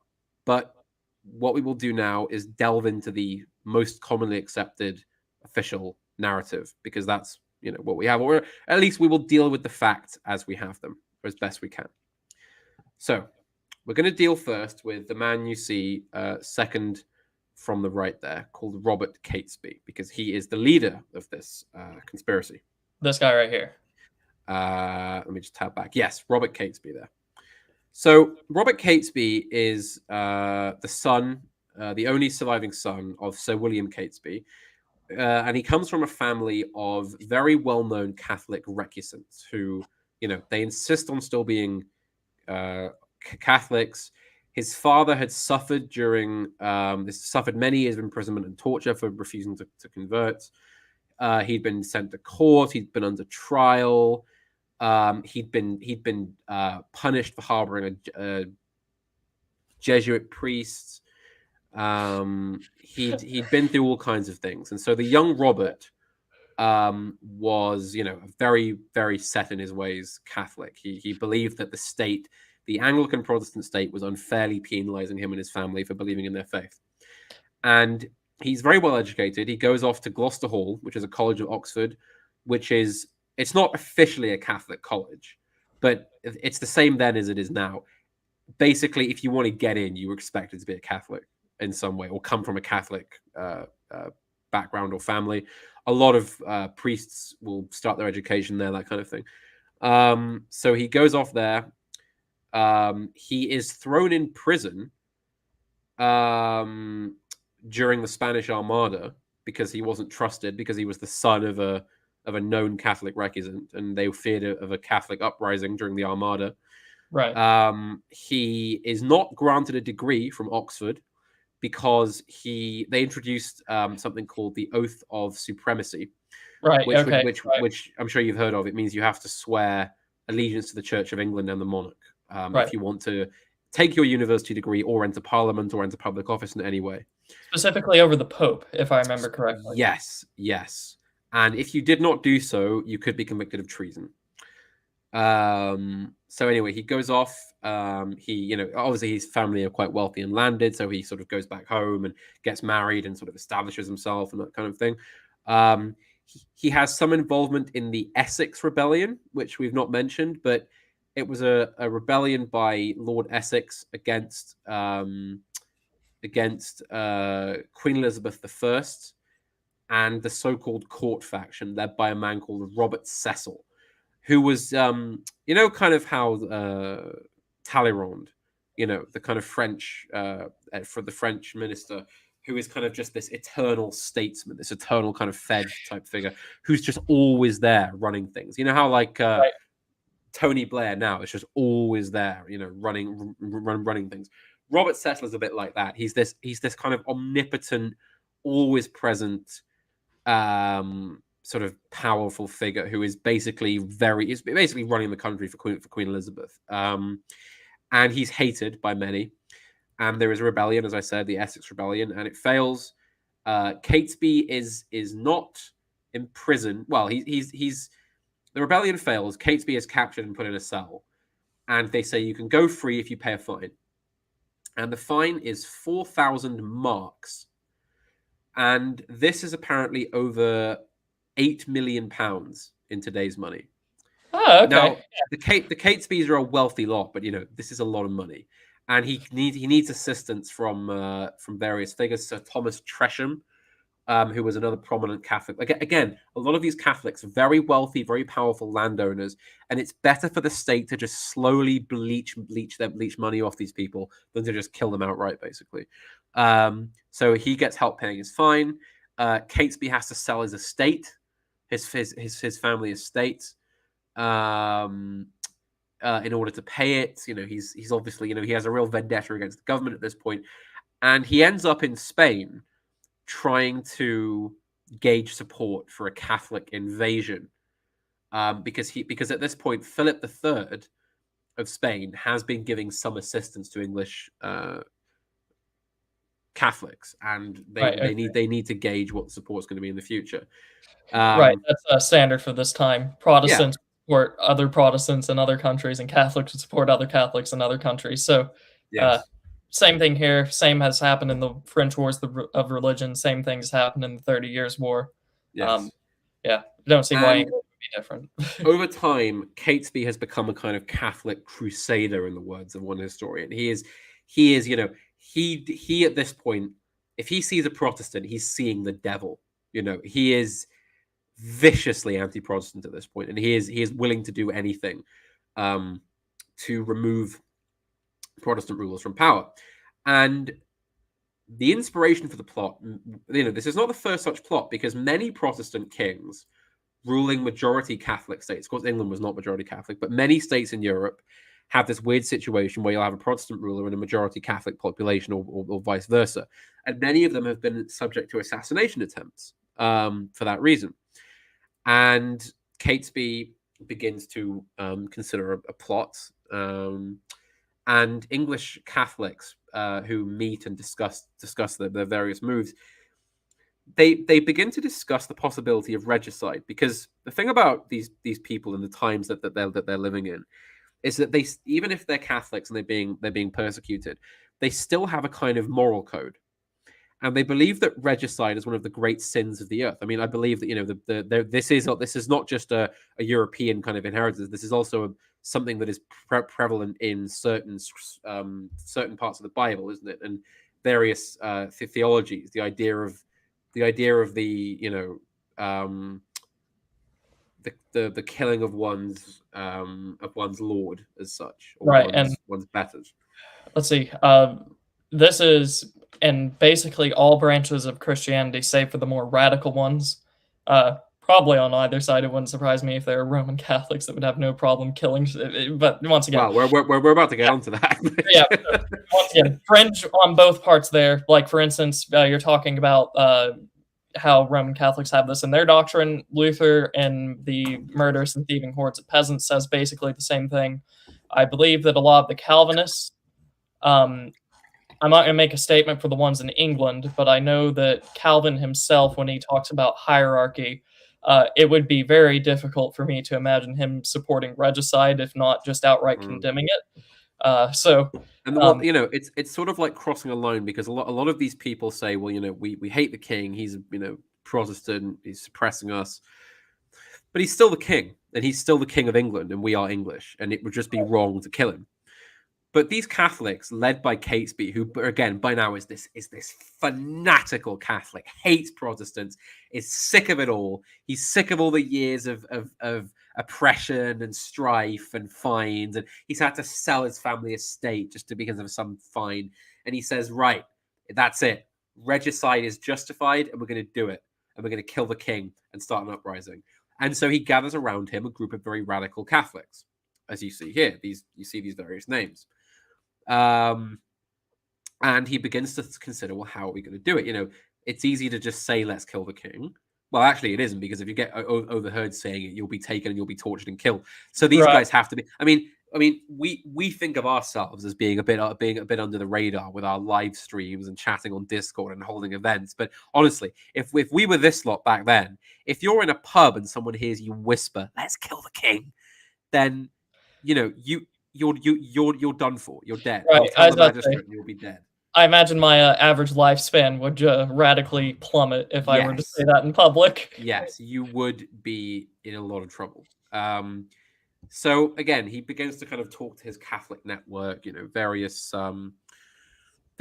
noblemen and sort of powerful people and this kind of thing. And they begin to slowly put together a plot. And he travels to Spain again, and he discusses with various Spanish officials the possibility of a Spanish invasion, to spur on a Catholic uprising and a return to a Catholic monarchy. And sorry if you can hear that alarm in the background, by the way. Alarm going on. And he begins to, as I said, get this group meeting up with each other. And so they begin to plan. Right. And he is introduced by, I believe, one of the Winter brothers you see there, to a man called Guy Fawkes. Guy Fawkes is obviously the kind of big name in the Gunpowder Plot. Everyone pretty much will have heard of him. Even a lot of sort of younger people, Americans especially, who wouldn't learn about him in school, know him because of the famous V for Vendetta. The mask. I was about to say, they don't even know where it's from now. It's just the mask. Well, yeah, it's the sort of the Occupy mask, or the anonymous mask. But you know what's so daft about it is that, of course, it's a mask based on the face of Guy Fawkes, who was a hardcore Catholic monarchist. And you get all these sort of Occupy Wall Street types wearing it, talking about it. It is quite funny, isn't it? They don't really know what they're doing. Right. That is the ultimate irony. Now, Guy Fawkes, also known as Guido Fawkes, for reasons that we will get into. So again, he's born to a Catholic family. No, sorry, my mistake. He's not. Right. He's born to Church of England people. Right. But he has some Catholic origin, and some of his relatives are Catholic priests. And he's baptized into the Church of England, but at some point during his life, he decides to become a Catholic. It's not exactly clear when or why he did, but he becomes a very convinced Catholic. And he takes a very radical decision, which is that he decides he wants to be a soldier. And rather than signing up for any kind of English army, he sells his house in York that he inherited and travels to the continent to fight in the 80 Years' War between the Dutch and the Spanish on the Spanish side. And this is how he gets the name Guido. His name is Guy. Quite an unusual name for the time, it must be said. But the Spanish call him Guido because that's the equivalent of Guy. And he becomes a very competent soldier. He's promoted almost immediately to an alferez, or a kind of junior officer, a lieutenant. Right. He fights at the Siege of Calais in 1596, and he was being recommended for captaincy. But the real reason that he is seen as such a valuable soldier is because he becomes an expert on gunpowder and explosives. And he becomes this kind of sort of mad bomber type who's, was, running around with, he's the sort of guy who will sit in a trench full of gunpowder and smoke a pipe, and not care. He's this kind of, I mean, anybody who's ever played a fantasy game or played a role-playing game will have come across this character, the explosives expert, the guy who's going to blow up that door with his, sacks of gunpowder and bombs and such. That's who Guy Fawkes is. Right, yeah. Even for novels, there's characters like that. And so this is where the archetype originates. Yes. And I think he actually becomes a little bit mad while he's in the war. He's known for his kind of, suicidal, kind of rough sort of nature. And the thing is that he's born to a very well-to-do family and he's given a very gentlemanly upbringing. But by the time he comes back from this war, he's a bit of a rough customer. He's a bit of a tough guy. And he also in his time serving in the Spanish army becomes convinced of militant Catholicism, and he becomes an associate of Catesby, who is pushing for this uprising to overthrow the monarch and bring about a Catholic monarchy. And the other thing that Fawkes and Catesby and many of the other plotters share is that they have this. I mean, I want to call it irrational because it's not clear where it comes from. But they hate Scotland and they hate the Scottish, and of course James IV and First is Scottish, and so they hate him for that reason. That's their personal grudge against James, not just that he's a Protestant, is that he's a Scottish Protestant. They decide that they can't have this sort of Scottish, so and so ruling England. This isn't acceptable. Okay, so usually whenever I hear about English religious and then the ties into political strife, typically it's Scottish Catholics on one side being as like one of the parties and English Protestants on the other. But you're telling me here it's Scottish Protestant that's being the thing that's being opposed by the English Catholics. I mean, Scotland, like England, has a very, some of them are very Catholic, some of them are very Protestant. The thing is, James is a Protestant, that's why he's allowed to succeed to the throne of England. So I mean, he's again, I think these guys just hate Scottish people. It seems from what I've read, they just didn't. they just genuinely didn't like Scots at all. And that's a perfectly reasonable explanation given this time and the people. Well, I mean, the thing is, in pre-liberal societies, pre-progressive societies, humans hold grudges and they hold Piccadilly. They don't like certain types of people. They have, for whatever reason, whether it's rational or not, they just don't like people. That's fine. That's that's just how people are. You can't change that. Have you met Columba? Yes. I too. No, it's hopefully he doesn't come like spam me in DMs. Yeah. By this, so what the fuck are you saying? But yeah, but yes. So you have the plotters. So it's not clear how they decide upon this idea that they're gonna blow up the king. Right. But that's not clear. But so William Stanley, who was a disgraced English Catholic general who had ended up fighting for the Spanish, introduced Guy Fawkes to Catesby. And they meet in a tavern, a very famous tavern called the Duck and Drake. And he meets Fawkes, and all the plotters come together. And they have to be very careful. And Thomas Wintour, who you can see there, his name is always spelled Wintour. But in that drawing, it's spelled the normal way. Right, and I've temporarily taken it down because I was going to actually find the Duck and Drake just to show people that they were in fact meeting at just like a seemingly average place. Do I believe the pub is still there, isn't it? Well, yeah, it looks very modern, so I'm not exactly going to give like the the full impression. But I could presume it's the exact same place, which is Yeah, I think what it's probably the same location. I mean, which is this is actually, yeah, one of the great things about England and about, sort of old European countries in general, is that you do get these places where extremely significant events happen. Yeah, there it is. Yeah, this will be a kind of Edwardian rebuilding of it right. by the looks of it. But yes, very very famous sort of pub. Um, where this meeting happened. I hope that's the pub and not just one with the same name. Oh, that would be terrible, wouldn't Yeah. it? But yes. So they're meeting and they say again, a lot of this information comes from sort of sources that I can't exactly verify. We apparently know exactly what was said in the pub, but this is according to one of the confessions that Thomas Winter told Guy Fawkes that they had a plan to do somewhat in England if the peace with Spain helped us not. And they also discussed the fact that the Spanish seem positive. They seem to be supporting of this.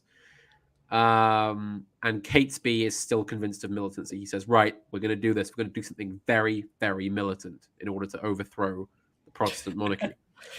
And Good evening, English patriot. yes, good evening. And so they meet again at the Duck at Drake. They have a private room. They all swear an oath of secrecy on a prayer book, and then they go and celebrate mass in a separate room with a Jesuit priest that they've smuggled in. Now, okay, so since this is the second time that we've mentioned the Jesuits, going back in history, usually everyone blames every Catholic conspiracy at this point in time on the Jesuits. Now they're seen as like the ultra liberal sort of progressive wing of the Catholic Church.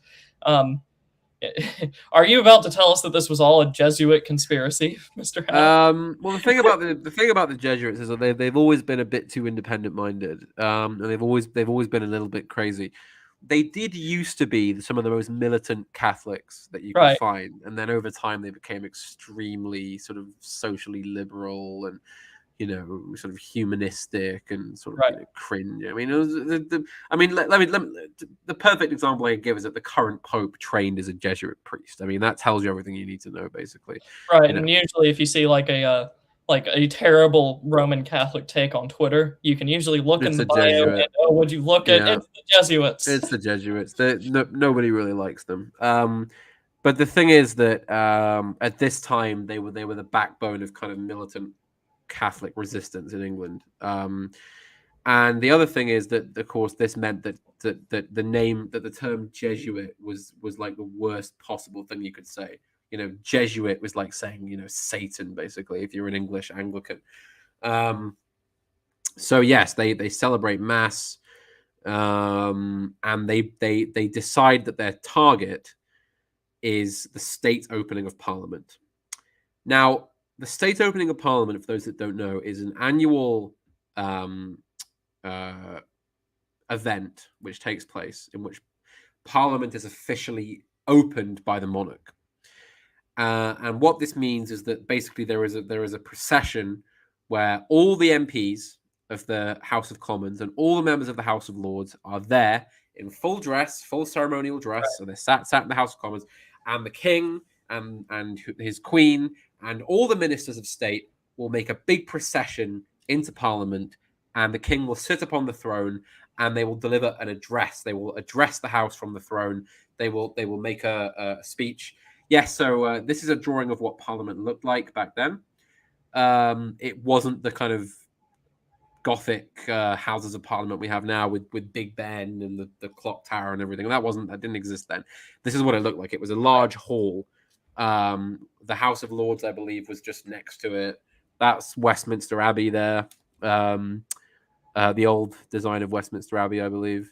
Right, and it's my understanding that this procession still happens because I remember Yes, watching a video of every Queen year. Elizabeth opening the Houses of Parliament, where It's changed somewhat now right, because of yeah, the Civil War. So what you have now is the Queen will appear at the door, and a man called Black Rod yep, will knock on the door, and the Queen has to be refused. they have to refuse the Queen entry, and they have to do it again, and then they have to let the Queen in. That's how they do it now, because of course the Civil War meant that because the idea is that it's not the Parliament exists independently of the monarch, although the monarch still has to open it. It's a bit sort of English history. Right, yeah, and it's a painful symbolism there for people like you and I. It is, yes, who believe in authority. But yes, this is what the Thames view of Parliament and Westminster would have looked like at the time, and all these buildings here would have been official buildings related to Parliament, sort of printers' shops or taverns or whatever. That basically the sort of Westminster, like it is now, was a kind of an entity unto itself, where the essentially Parliament was, and where the government did most of its day-to-day work. The Westminster bubble, perhaps. Yes, you could call it that. No, it was a bit better there than it was. Pardon me, she's below my nose. You might have wanted to mute there, but told you. So yes. With that drawing of Parliament, though, let me see. That was burnt down, was it? And then later it was destroyed again. Yes, it was burned. I mean, it was constantly being burnt down, and things happened, and then eventually it was rebuilt into the Gothic structure we have now in the 1800s, basically. So, all right. So I was about to ask, are we on Parliament number 3? But it sounds to me like you're saying we're on. I think more than. I mean, Parliament has had so many residences and things over the years. That's a whole other thing. But so they have further discussions, and the issue is that they're thinking, well, how do we kill the king without killing innocent people? And they have this kind of theological, philosophical sort of talk over the legality of killing innocents. And we actually have the exact words, again, based on the confessions afterwards. Catesby said, "Can we kill innocents?" And Mr. Garnet, who is not here on this picture, right? But was one of their allies. Father Henry Garnet, who was the main Jesuit priest involved with the plot, said, "Whatever I mean to do, if the Pope knew, he would not hinder for the general good of our country." Now, this is somewhat controversial because there was a letter from the Pope to Catesby and to English Catholics in general, which forbade rebellion. The Pope said he did not want a holy war starting in England over a rebellion because it would just get Catholics slaughtered needlessly. Right. And but this Jesuit priest says, no, we need to do it. We need to go ahead with a radical plan. So again, as you can see, always an issue with Jesuits there. There's always they're always willing to push the envelope a little bit too far, I think. But I mean, not that I think this was necessarily too far of an action, but it's basically that it's important that there was a Jesuit priest there who said, we need to do this, even regardless of what the Pope says.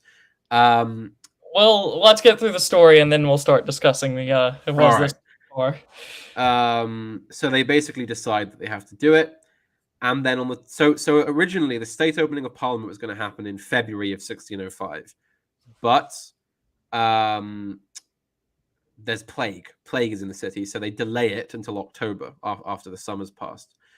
And by July, what they've done is that they've talked about using explosives to destroy Parliament while the king is in it. And they are so originally they rent a house next to Parliament, and there's this whole thing about they were apparently going to dig a tunnel under Parliament from the basement of this house. Most historians say this isn't true because this thing about a tunnel only appears in Guy Fawkes's Fifth Confession, basically. Like, what I think happened is the state wanted the narrative that there was going to be a tunnel and made Guy Fawkes confess to the tunnel, but there wasn't going to be a tunnel.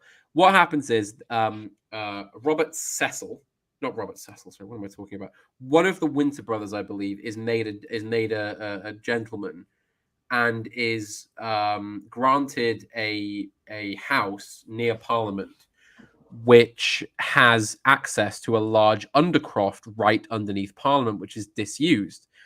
So it's actually owned by the house next to it and not by Parliament itself. This huge, huge undercroft. You know, like how abbeys and cathedrals have vast open spaces underneath them, like a croft or a crypt. You know, that's what this Parliament has. It has a huge croft underneath, and so they realize, oh, brilliant, we've just got access to a huge croft right underneath the building, and they begin to roll in the barrels of gunpowder. Again, I know the narrative here seems a bit weird, but we're just going off of what we have. So there's a few details here. Several other people get in on the plot. Several other people are informed. Other Catholics are made aware of it. It's right under the House of Lords, I believe, the crypt. The state opening of Parliament is held back again because of plague. So there's some delays. They go, well, that's okay. We'll just get even more gunpowder. And so now they've filled up the basement, the croft under Parliament, with barrels of gunpowder. And the state opening of Parliament is getting nearer and nearer and nearer. And they seem to be getting ready. They've covered up this huge pile of gunpowder with coal, planks of wood, refuse in general. You know, they've sort of hidden it in case anybody does come in. They'll just think it's a big coal store. How exactly they got the gunpowder is up for some debate, because gunpowder was controlled by the government. If you wanted to get it, you had to have a license, because obviously it's a very dangerous thing. So it's thought that they actually had a Spanish supplier who was bringing in barrels of gunpowder from Spain, getting them into London, and then rolling them under the crypt, because you couldn't. I believe you mean you need to have a license for that gunpowder. I was trying to work around that, but yeah, you got a license for that black powder there, mate. Right, so you can't put that under Parliament, but yeah. This is where the Spanish connections suddenly make a lot of becomes sense. A lot more sense. Yeah. Yeah. And they're getting ready for this state opening in October. Again, Parliament is delayed because the king is hunting. Because not just because he likes hunting, but because, again, plague is still going in the city, and the king doesn't want to come back till the plague's gone. So they have to sit on their hands even more. They're getting very nervous now, because what if somebody discovers all this gunpowder under Parliament? You know, this is all getting a bit tense now. For some reason, I'm not sure why, but for some reason, Guy Fawkes leaves the country, and then comes back. It's thought that he was maybe under suspicion. Because you have to remember that in order for him to oversee this, because he is the explosives expert, he is having to be in Westminster constantly. And this strange man who's, sort of wandering around Westminster doing all this suspicious stuff is getting a few funny looks. And people in Westminster are noticing, this strange man, I think. So he gets out of town for a bit. He flees the country, and then comes back when things have died down low, or they're getting close to the day. And he was back in London at least by August. And unfortunately, him and Thomas Winter go down, and they discover that the gunpowder in the undercroft had rotted. Some of it had rotted. It had got damp, it had got wet, rats had chewed into the barrels. It was some of it was faulty, so they have to get even more gunpowder. So they start rolling in more gunpowder. They bring in sort of 5 or 6 extra barrels and more wood as well to hide it all.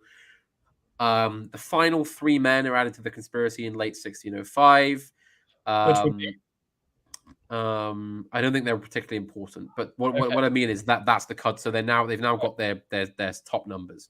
Right, but I just figured I would demonstrate them on the picture if they were. Oh no, they're not in the picture. The men in the picture are the key conspirators, right in the middle of the conspiracy. So what they start doing then is, how many men are we up to then? If this is the final cut.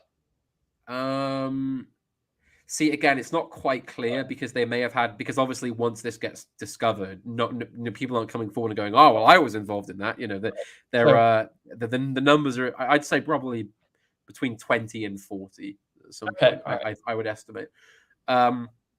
And of course, many more people were connected by other reason, or they were harboring them, or they knew who they were and knew what was going on at least, but they weren't directly involved.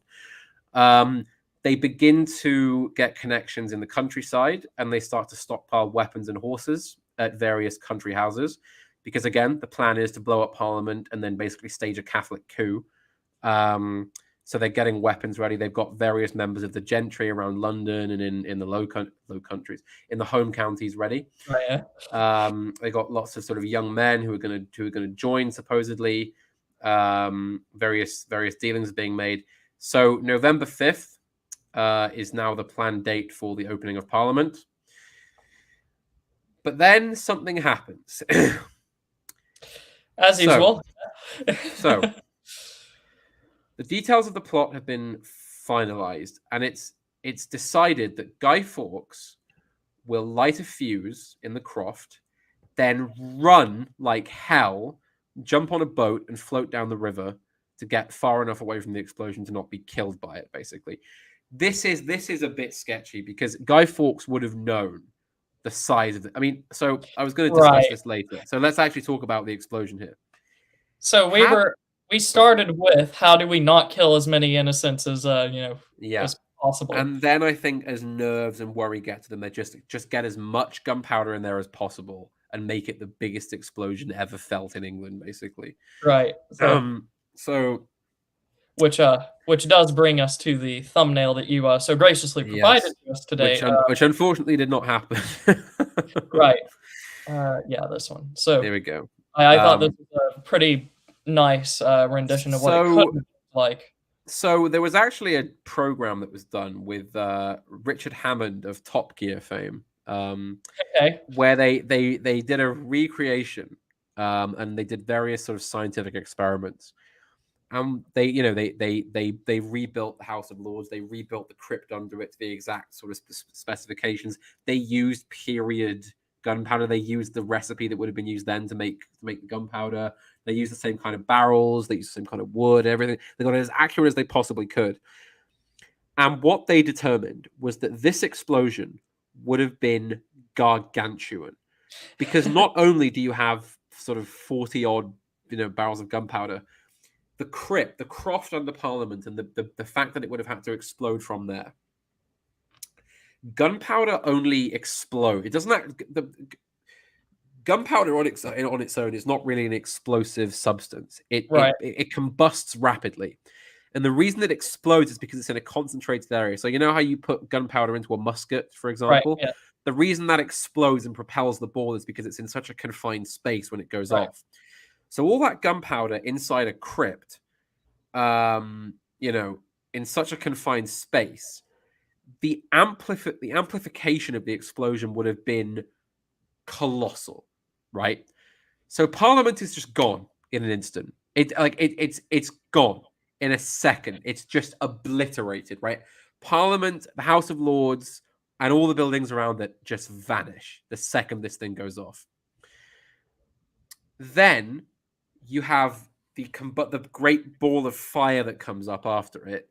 That explodes out from this crater that's just opened up, and Parliament has just been sent several miles up into the air. It clears out all the buildings around it for about, I don't know. I mean, obviously the Thames is on one side, so that'll create a buffer, but it would probably clear out pretty much most of Westminster. All the glass in the Abbey would have been shattered, and all the glass in the buildings for about a mile around would have just shattered immediately. The bang would have been so loud it would have sent people flying up against walls. People's eardrums, internal organs, intestines, eyeballs would have ruptured from the shockwave. Several buildings around London would have just collapsed because the shockwave would just send them collapsing. Anybody in Parliament would just be sent flying into the air immediately, like miles into, just obliterated immediately. Anybody who happened to be stood around would have just been killed. Then you have, of course, the tons of debris and dirt and stone and wood that have just been sent flying into the air that are now raining down on London from all over, that would have crushed through roofs, hit people's heads, crushed them, sent other bits of debris flying, shockwaves. It would have been it would have been the closest thing you can get to a nuclear bomb going off in the middle of London in those days, basically. I That's mean, and this is mostly due to the fact they had in the crypt, because I imagine that we've had yes, gunpowder stores explode before, but it didn't, we have. take this much damage with We it. there was a famous incident where a chapel in, I think, Brescia in Italy, was Okay, being used as its cellar was being used as a major gunpowder storage. Quite a lot more gunpowder than was under Parliament in this plot, by the way. right. And the authorities had refused to put a lightning rod on the church because it was deemed heretical. And lightning hit the steeple, set the gunpowder off, and the church just kind of like went into orbit, basically. I mean, Right. it just like the explosion was so concentrated, and the shockwave was so compacted by the cellar that the church just disappeared. Basically, Right. it was just gone immediately. I mean, and yeah, that was a huge incident, and the government and the Pope mandated from that point on all churches had to have a lightning rod fitted to the roof to stop that kind of thing. I But see. yes, I mean this. And speaking It's of it's again, it's all to do with the shape of the crypt right, and the concentration of the gunpowder that makes it right, so lethal. right. And I was about to say, given gunpowder storage catastrophes, the Parthenon in the when was it? The Parthenon was used to store gunpowder by the Ottoman military, Mm. or was it the Greek, or was it both? I can't quite remember at this point. No, neither can I. And was quite famously it was destroyed because it went off. But it Yeah. didn't launch everything into the air. So I imagine the fact that this is all being stored in a crypt under Parliament, like you alluded to, much Yeah, like it's black powder into a musket. It's yeah. I just was going gonna say, imagine to it like the muzzle of a cannon. right, yeah, It's concentrated to that point, then it just blasts out in all directions, basically. right. I suppose I Um, shouldn't say rifle because I imagine the walls weren't grooved to assist no, those spikes. no, they weren't. But Not quite. so, Um, but basically, we have a giant cannon the size of a crypt with black yes. powder in it. So But basically, yes, that's what would have happened had the fuse been lit. But anyway, we're jumping ahead here. So yeah, okay. So that was all hypothetical for anyone yes, to but touch that. they're all ready. Happen. They're all very close to this being a thing that happens. And then we have the letter. The end of the Gunpowder Plot, all because of a letter. So it's not clear who wrote the letter. There's several candidates for who it might have been. But there was a man called Lord Monteagle, William Parker, Lord Monteagle, and he was a peer in the House of Lords who would have been present in Parliament. And he receives an anonymous letter in a tavern one day from somebody who handed it to him in the street, handed a servant to in the street and told it, "Take this, Lord Monteagle, now."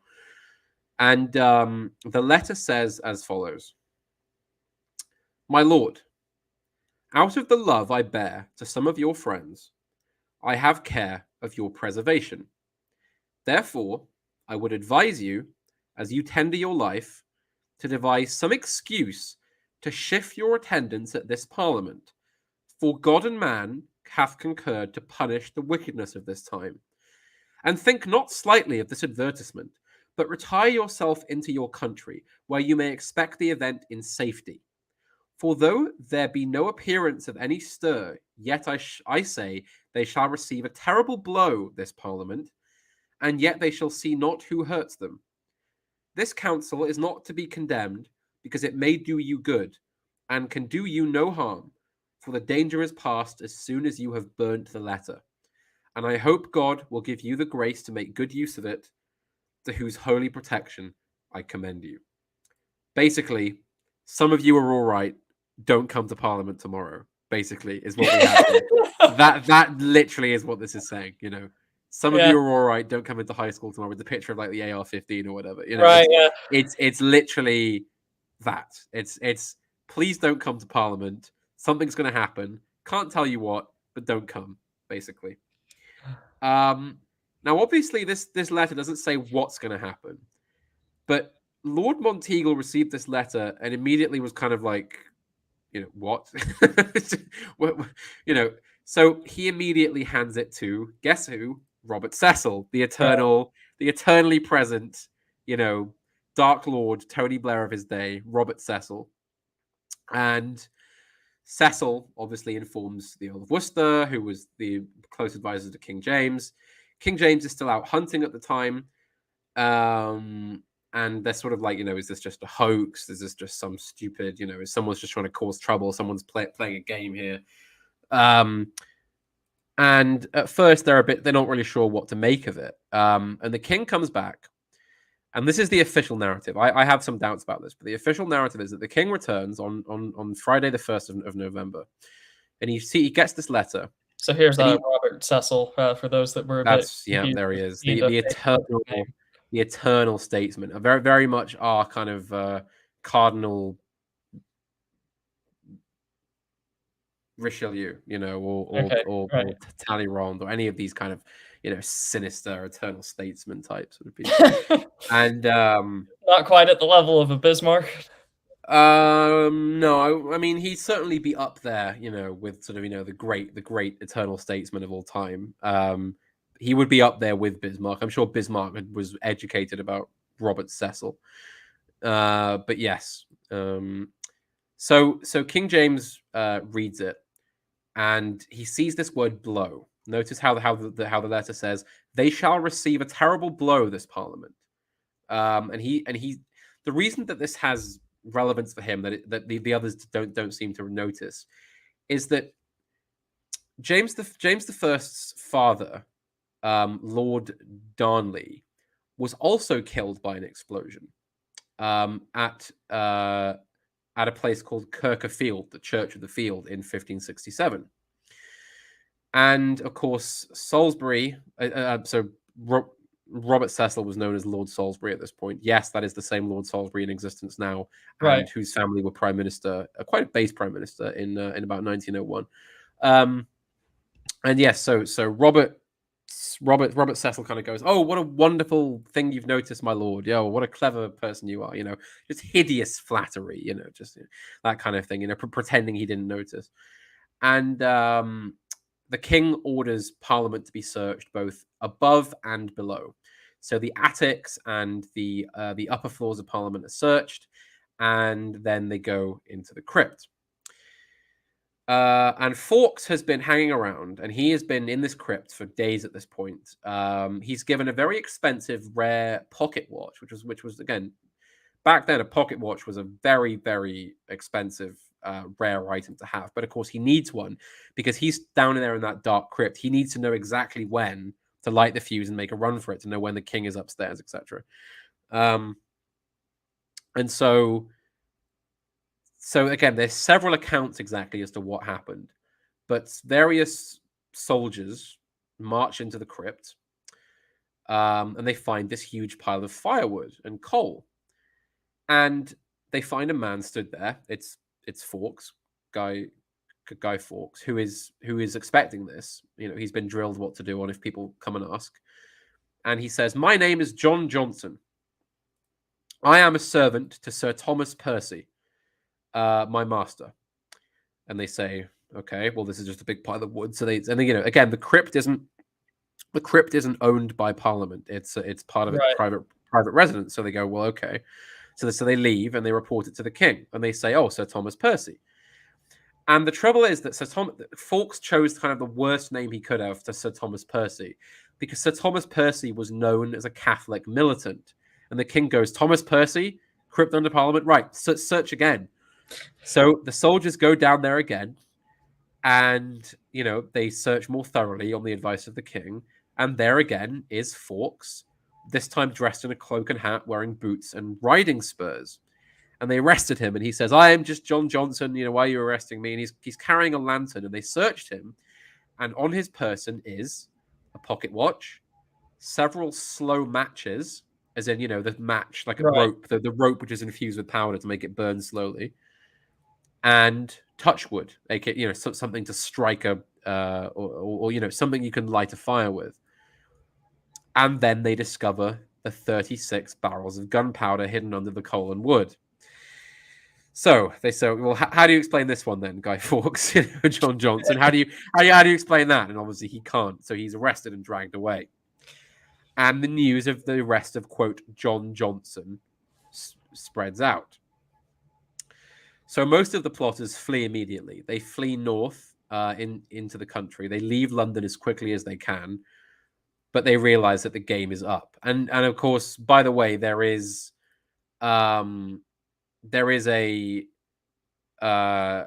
common myth that they walked into the basement of Parliament, and there was Guy Fawkes with a lit match in his hand, about to light the gunpowder. That Right, isn't the true. dramatic telling. But because of course that's it's dramatic and it suits the narrative that they got him just in time. He was about to do it. In reality, this was a full day before Right.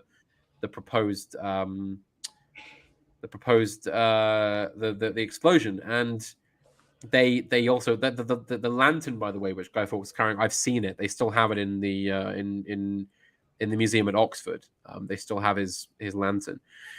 And so these conspirators kind of panic. They leave London. They meet up at an inn outside London. Actually, they make it all the way to Northamptonshire, and then they meet in an inn.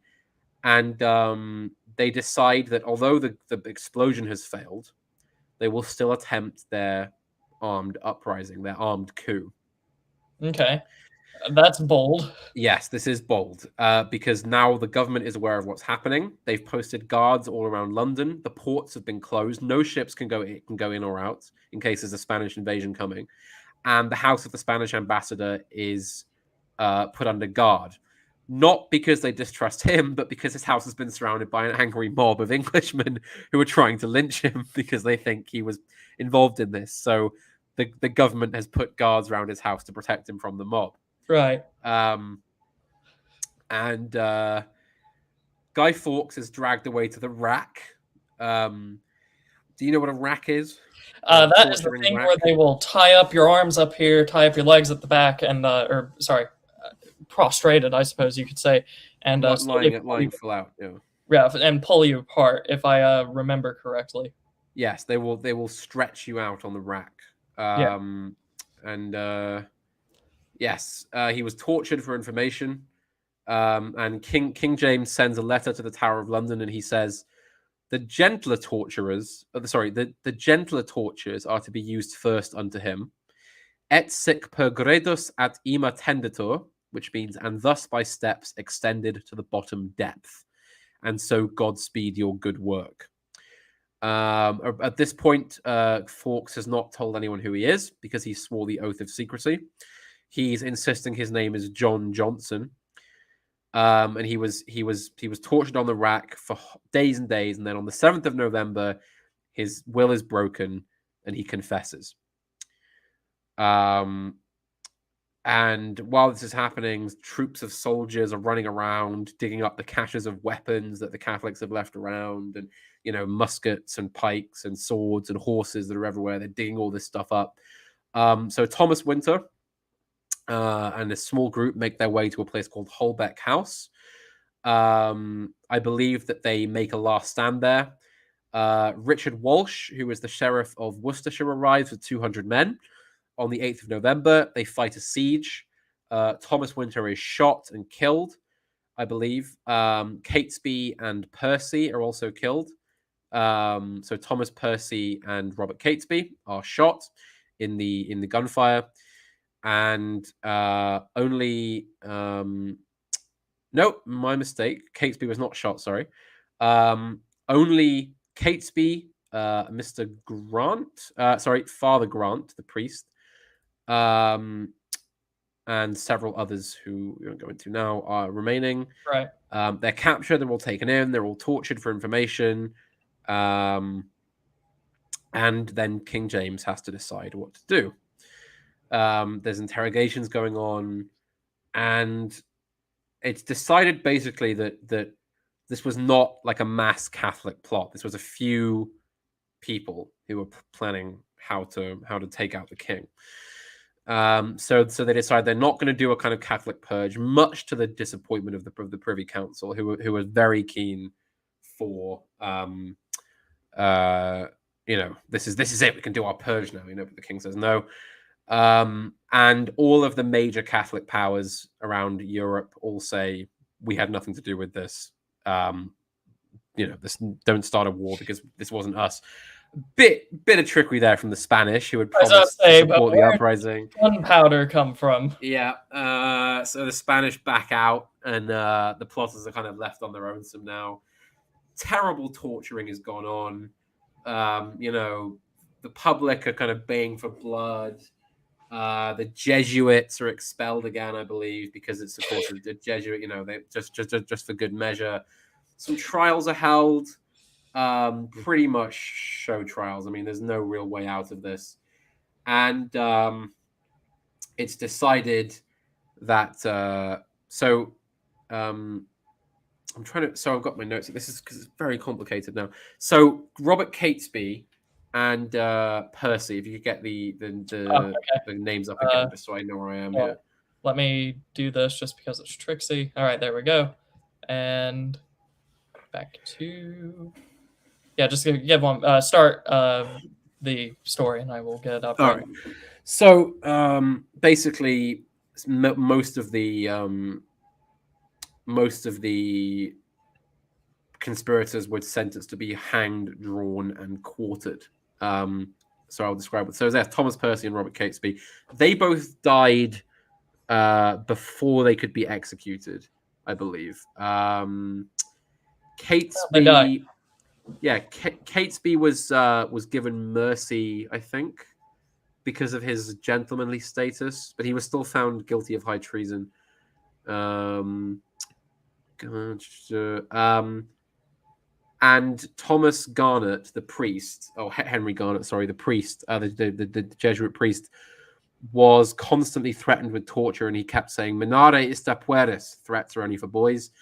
And what happened to him? Sorry, I'm just. Oh, that's fine. This is very. So yes, Garnet was tortured. Gave some little bits of information away, but by the way, he resisted torture and refuted all charges against him, and was sentenced to death. So Catesby and Percy died beforehand, and on the morning of the 30th of January, 1606, a man called, is Everett Digby there? No, Everett Digby is not on that picture, right. But he was a conspirator. Robert Wintour, the brother of Thomas. John Grant, who is not on the list either. Right. And Thomas Bates were tied to hurdles, which is a wooden sort of pallet, sort of a flat wooden thing, naked largely. And they were dragged through the streets of London to St. Paul's. So that is the drawing. Right, yep.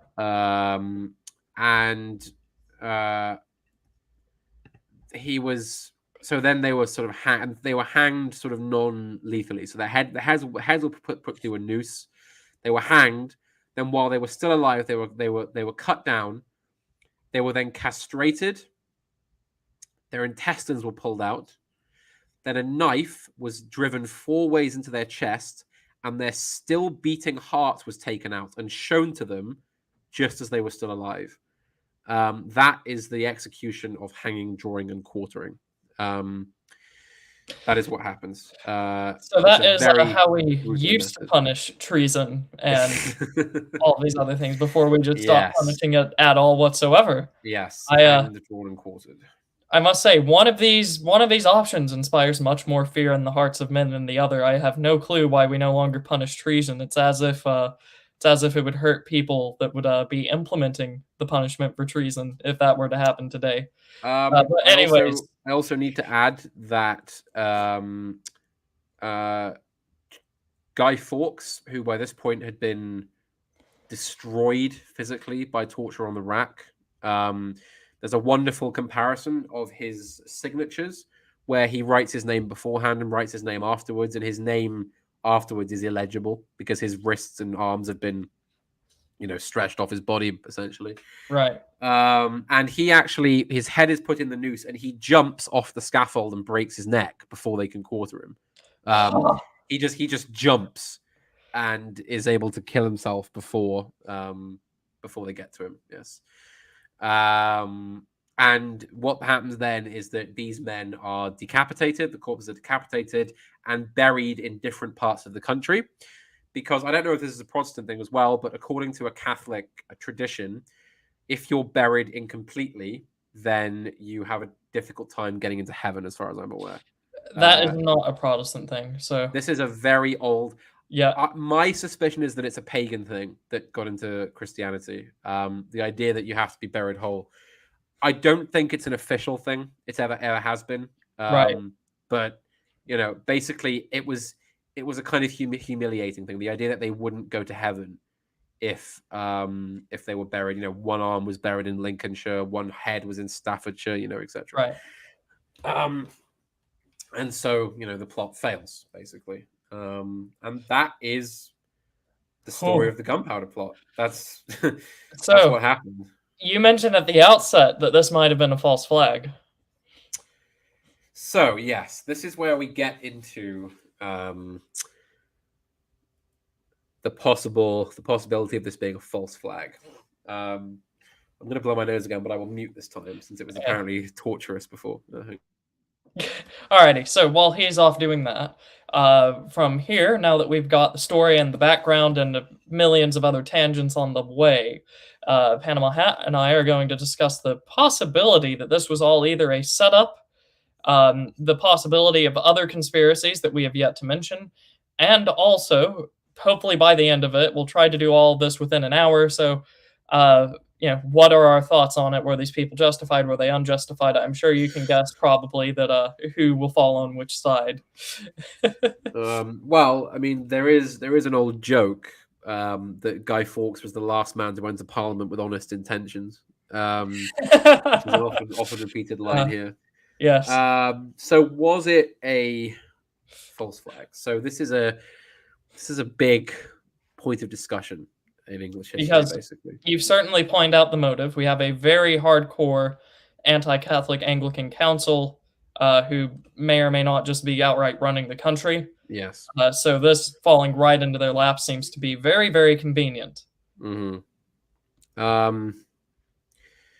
Now, there are several problems with this being a fake plot because, I mean, one, if this was a plot by the Privy Council to start a purge against Catholics, it failed. Right. I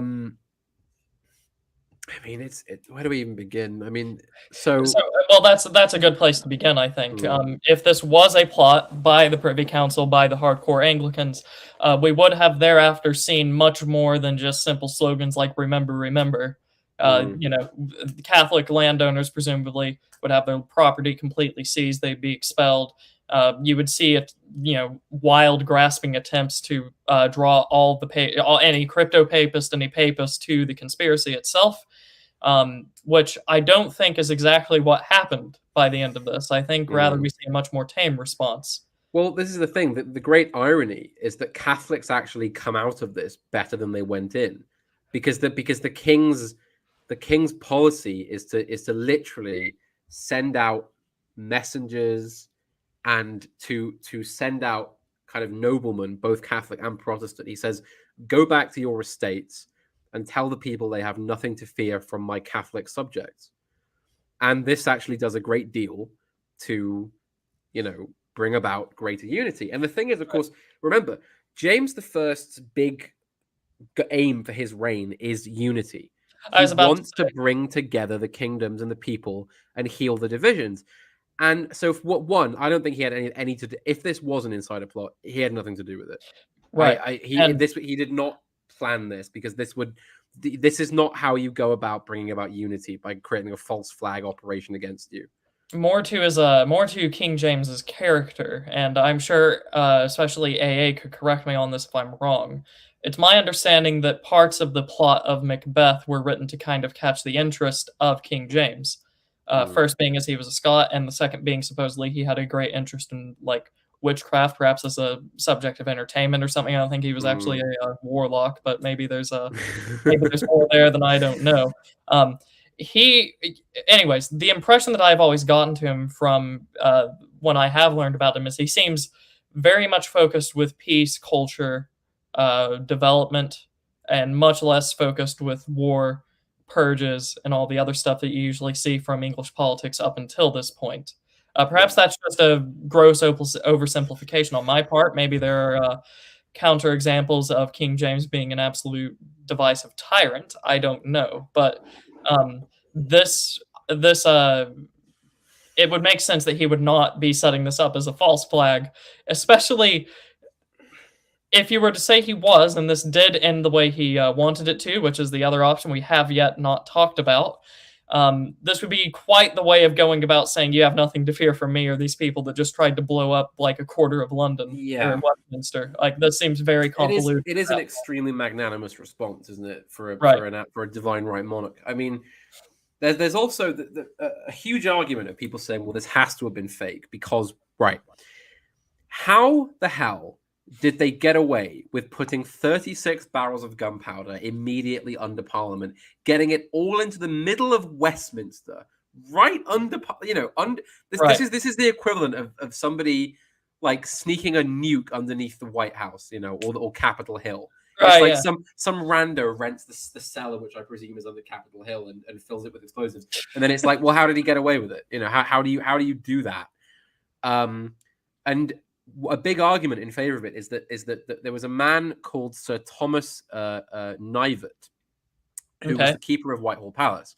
And what that means is that he was basically responsible for security in Westminster and, making sure that everything was above board. And so when was it one of the Winter brothers who approached him and said, "Hello there, I'm Thomas Winter, notable Catholic and known militant. Can I please rent the cellar directly under Parliament?" And he went, "Yes, you can. Welcome, come on down." And it's interesting because he was also the guy who led the storming of the cellar to discover Guy Fawkes with the gunpowder. Oh, okay. And afterwards, he was given a knighthood and a peerage for it. So what I'm thinking is, if I was the king or some sort of high-ranking official, and I just heard that it was this guy who let the Catholics rent the cellar immediately under Parliament, I wouldn't give him a peerage. Even if he was the one who discovered Guy Fawkes, he's not getting a peerage out of me. I'm sorry, but that is a massive. That is a massive, error there. Your Majesty, I found the conspirator and these insane amounts of gunpowder that were meant for you. But also, I was the one that let them in the first place. So, knight me, Your Honor. Yes, exactly. I'm head of security in London, and I'm going to let this strange Islamic radical rent a cellar directly under Buckingham Palace. And he's filling it with these mysterious barrels. And I'm not going to do anything about it until, It's ridiculous. It would be like a modern equivalent, yeah. Yeah, and basically people are saying is that, listen, there's no way that this guy was that stupid. This had to have been the government at least knew. Like, there are people saying, okay, what if it was genuinely a conspiracy on the part of Catesby and the Catholics, but the government finds out about it and they decide that they're going to theatricalize their response to come out looking good, basically. Okay, so what if they deliberately let them fill it with gunpowder and then burst in at just the right moment?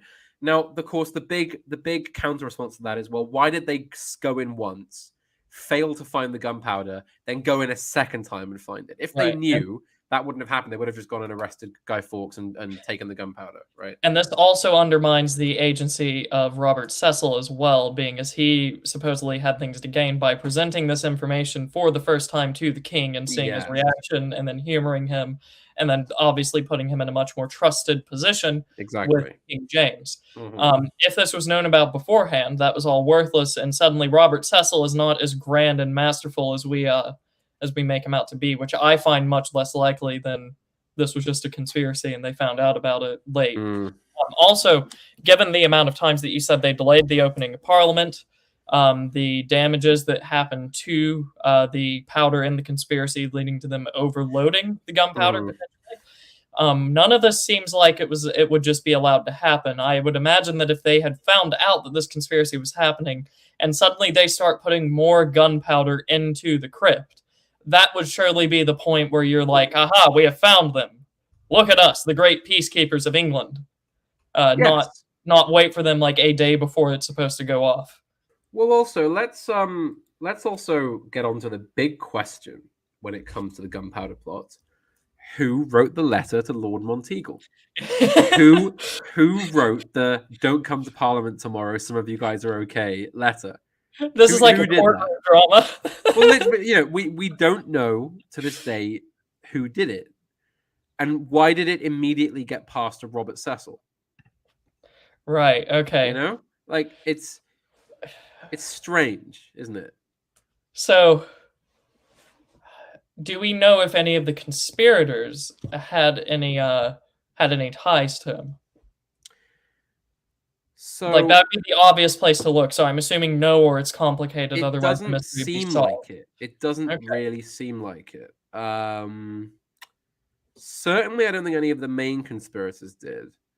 But apparently, there was a man called Francis Tresham or Tresham, Okay. who became involved with the conspiracy, and it's thought that he is the one that wrote the letter. All right. And he also wrote a full confession. Now, some historians say that he was a Fed, that he was an infiltrator who Okay. Right. deliberately leaked it, and the letter to Lord Monteagle was some kind of coded language that is not apparent unless you were in on the Feds, basically. But there are things that don't quite add up, because if they had an infiltrator in the group, why did it take them two attempts to find the gunpowder? He would have known, Right. wouldn't he? So So again, I don't think we'll ever really be quite sure exactly right. who was behind all this. The likely option seems to me, being as this was a presumably busy part of the town, not the crypt itself, obviously, but the place around it. Surely it's possible that someone learned enough to write, connected with these people, being as this is Westminster and the crypt under everything, reaching into the underground of Parliament and all this other stuff. Surely it's feasible that someone just happened across it, saw the gunpowder, and was like, "I have to warn someone." Hmm. But then I suppose that Well, raises the again, question: but let's why just write to this one nobleman and not well ever? let's not forget, it took 9 days from the reception of the letter to the discovery of the gunpowder, right? 1 day before they were due to blow the gunpowder up. Right. So, So let's not forget that as the time frame here. well, with my theory here, if it was just some random person saying, gunpowder's under Parliament without actually saying that, of course, he just alluded to it in the letter. Well, then I suppose that raises the question: why wouldn't you just say there's gunpowder under Parliament if you came across it? So, huh? It's Yeah. difficult, isn't it? Who wrote this? Who wrote the letter? Who wrote the letter? Exactly. Yes. Did any of them sell out? Because you're saying they wrote confessions after being caught and all of that, and then were infiltrators. Is there a possibility that one of the conspirators started genuine and then sold out? There's no reason to think that, Okay. because essentially what that would mean is that as they're getting near to the plot, somebody breaks and comes crying about it. They would still be tortured and arrested because they've been Right. Yeah. involved in a treasonous plot. Like, that wouldn't save them from anything. Right. Yeah. That's only going to make things worse for them anyway. So I don't think so. No, I don't think anybody squealed beforehand. I think either the government knew. Sorry, I need to blow my nose again. Pardon me. Okay. Yeah. So, I for those that don't know, just a little bit of background about me. I spent a lot of my time in high school in mock trial, so I spent a lot of time at home looking through, court cases that they would give us, trying to find explanations or reasons or contradictions or something like that. And I suppose this is the exact same habit I'm coming through this with the gunpowder plot, the information that we've shown here. Just because this letter would be the place I'd focus on if I were, say, going to cross-examine someone on the witness stand. Who on earth wrote this letter? Who knows? This seems quite a kind of key. Well, so basically, I don't have too much time, but I want to move on Right. to the kind of issues at hand here. Is that, I mean, had this succeeded, let's assume they had blown up Westminster and Whitehall and begun their armed coup. Mm-hmm. My guess is that it very well could have worked in the short-term sense that the chaos from immediately losing the king, the queen, and all of the members of parliament and all the kind of in political importance, that would be such a severing of the command chain that they could have very easily just stormed into London, and proclaimed, whatever they wanted, essentially. Right. You've then got to wonder, well, that's never going to be seen as a legitimate regime, pretty Right. much, by Yeah. any European ruler or any Englishman or Welshman or Scotsman or Irishman. I don't Or think. even the Pope Even the Catholic ones or the Pope, exactly. My personal thought is that as kind of, I understand from the Catholic point of view the idea of militancy in trying to defend yourself from what you see as an unjust monarchy. Trouble is that this is the most like cartoonish method that I think, had it succeeded, Catholics probably would have just been wiped out of Britain entirely. There's no way that Catholics would have. I mean, they would have been like the ultimate terror group, basically, if they wanted to do this. Now, Lutherans have an allegory here, which not perfect, but this does bring to mind something else, particularly the assassination plot by Bonhoeffer in the 40s against a certain mid-century German. And this is obviously in the modern day, it's held up as like, oh, this is the real Lutheranism. This guy did everything correct. This is how it should have been. It should have worked. At the time, it was completely condemned, and everyone thought the guy was insane. Because let's say he does succeed. You take out the main guy in the NSDAP hierarchy. What happens after then for multiple groups of people? Well, presumably you're in the middle of a war. I doubt that the whole thing would just break down. I am sure that they could come to a conclusion. This guy will lead us. We'll have a triumvirate. What not else?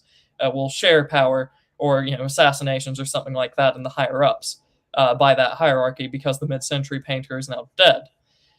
Okay, sure, fine. You could even say the whole thing collapses, and then the Reich fails. What happens to the Lutherans while it's failing? Say this guy succeeds and kills like the main guy holding the German war effort together, for good or ill. What happens to all those Lutheran churches? It should be very obvious.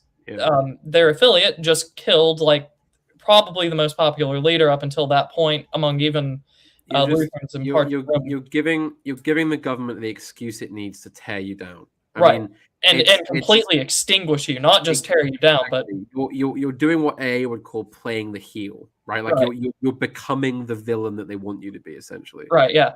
And there's disputes in the modern day as to whether or not this government was Christian, pagan, or amoral, because you'll have people that claim, both on the right or the left, the NSDAP was Christian. And the people on the left will say, therefore, Christianity is bad, or therefore they distorted Christianity for the sort of people on the right. You'll have some that will say, well, it was obviously pagan. This is usually coming from the Lutherans that don't want to be associated with it. And then you'll have people that will just say it was amoral for various other reasons. If a major Lutheran figure suddenly kills the dictator, you will quickly find out it doesn't matter whether they had their sympathies tied up in one thing or the other. They are going to destroy you and everyone affiliated. So I can see the same thing here with the Gunpowder Plot. Say this does succeed, which is why I also don't think this was necessarily planned by a foreign government, unless, of course, they wanted to conquer England. Say this does succeed, you're not going to get a legitimate government out of us. You're not going to get a Catholic ally. You're not going to get you're not going to get Catholic England back. You're going to get chaos and complete destruction, and the Catholics are going to be very heavily targeted. So it seems to me, it's not necessarily clear, but the preponderance of evidence seems to point us to, at least by my perspective, this was just them acting alone.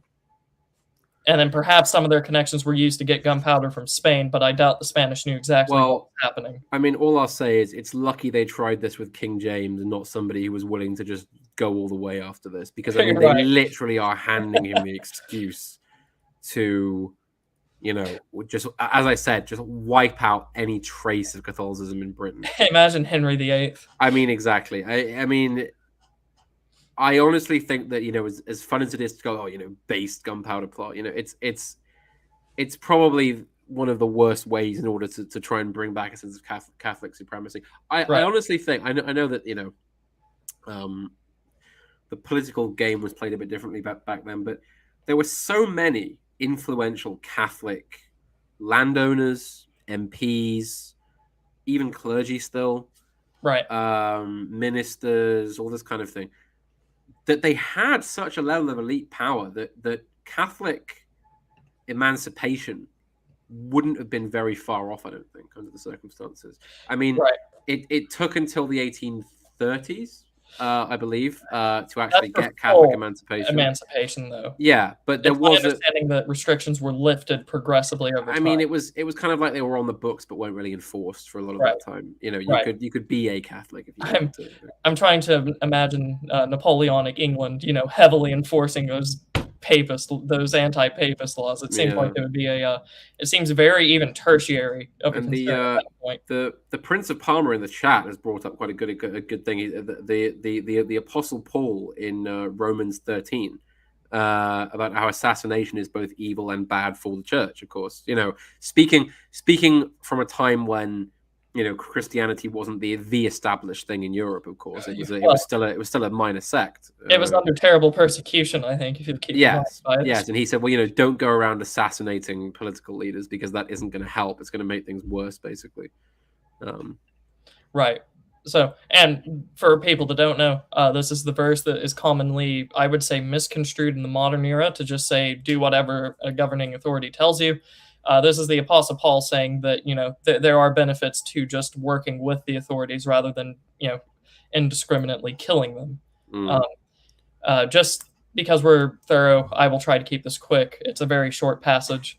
The Apostle Paul writes, let every person be subject to the governing authorities, for there is no authority except from God, and those that exist have been instituted by God.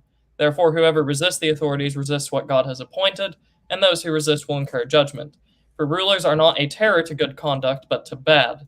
Would you have no fear of one who is in authority?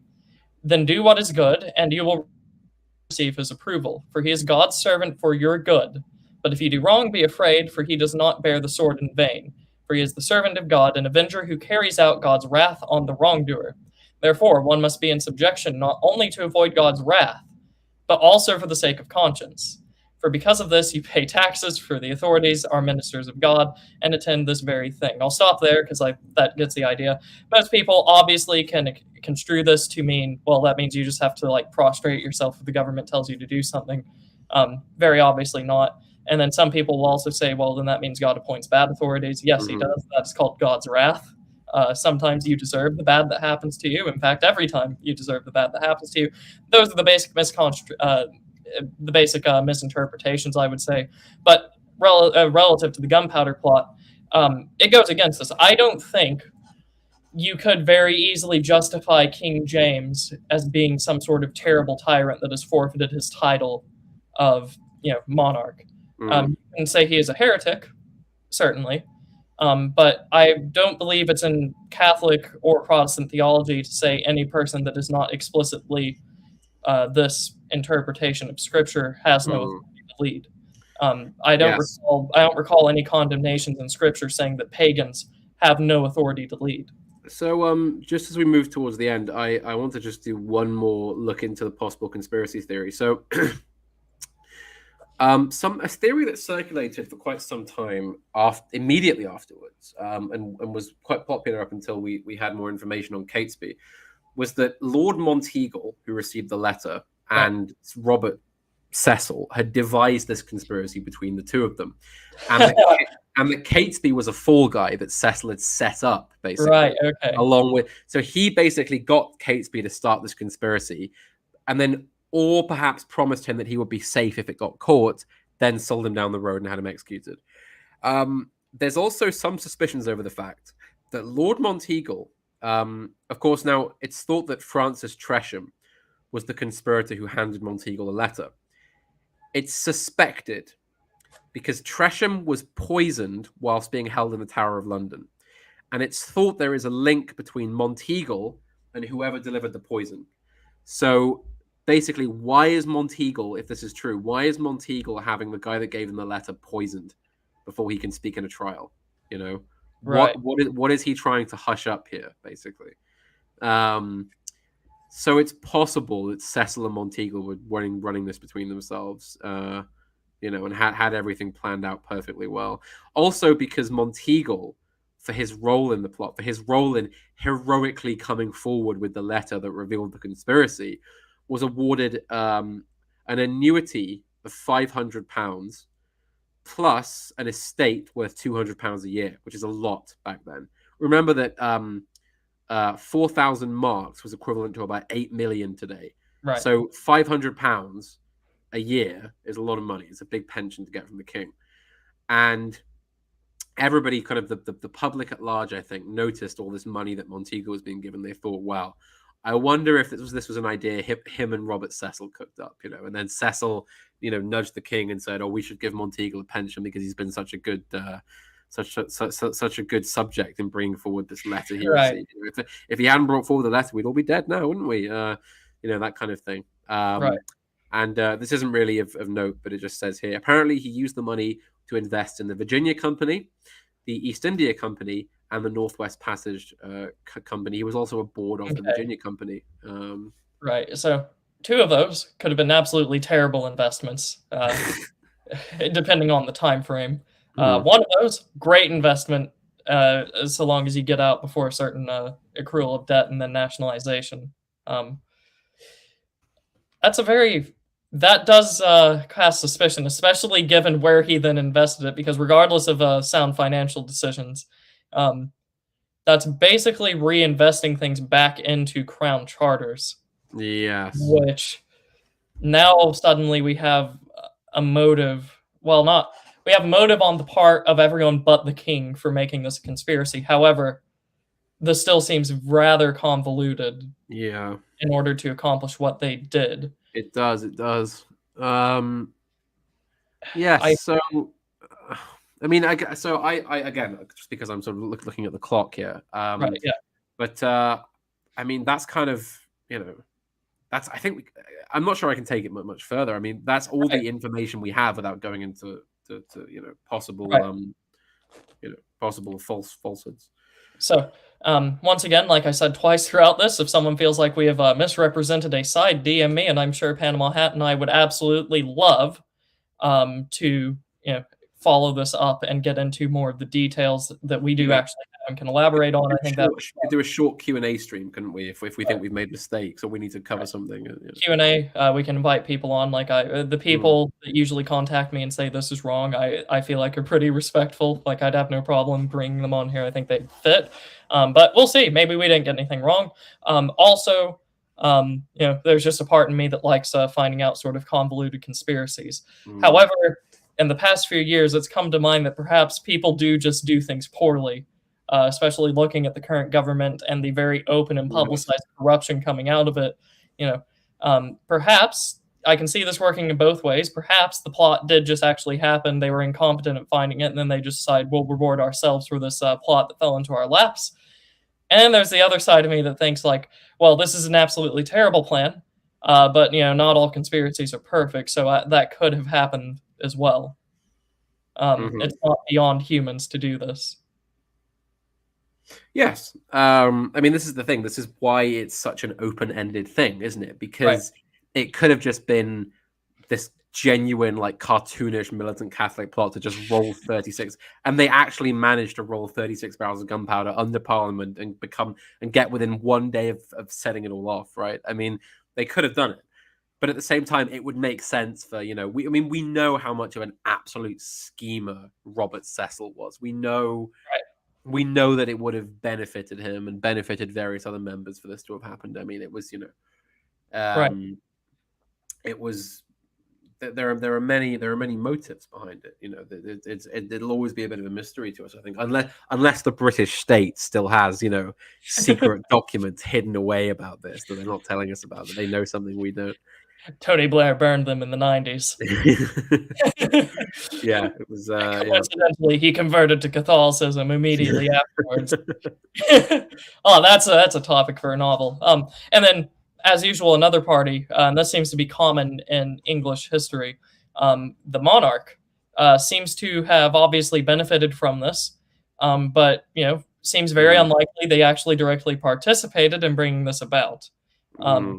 that I don't think James I had any knowledge right, of it. He was and that seems to be a very Elizabethan strategy to me. But yeah. perhaps that's just me misreading Elizabeth or King James. It seems to me they would wait for events to unfold and then obviously work to benefit from them, Mm.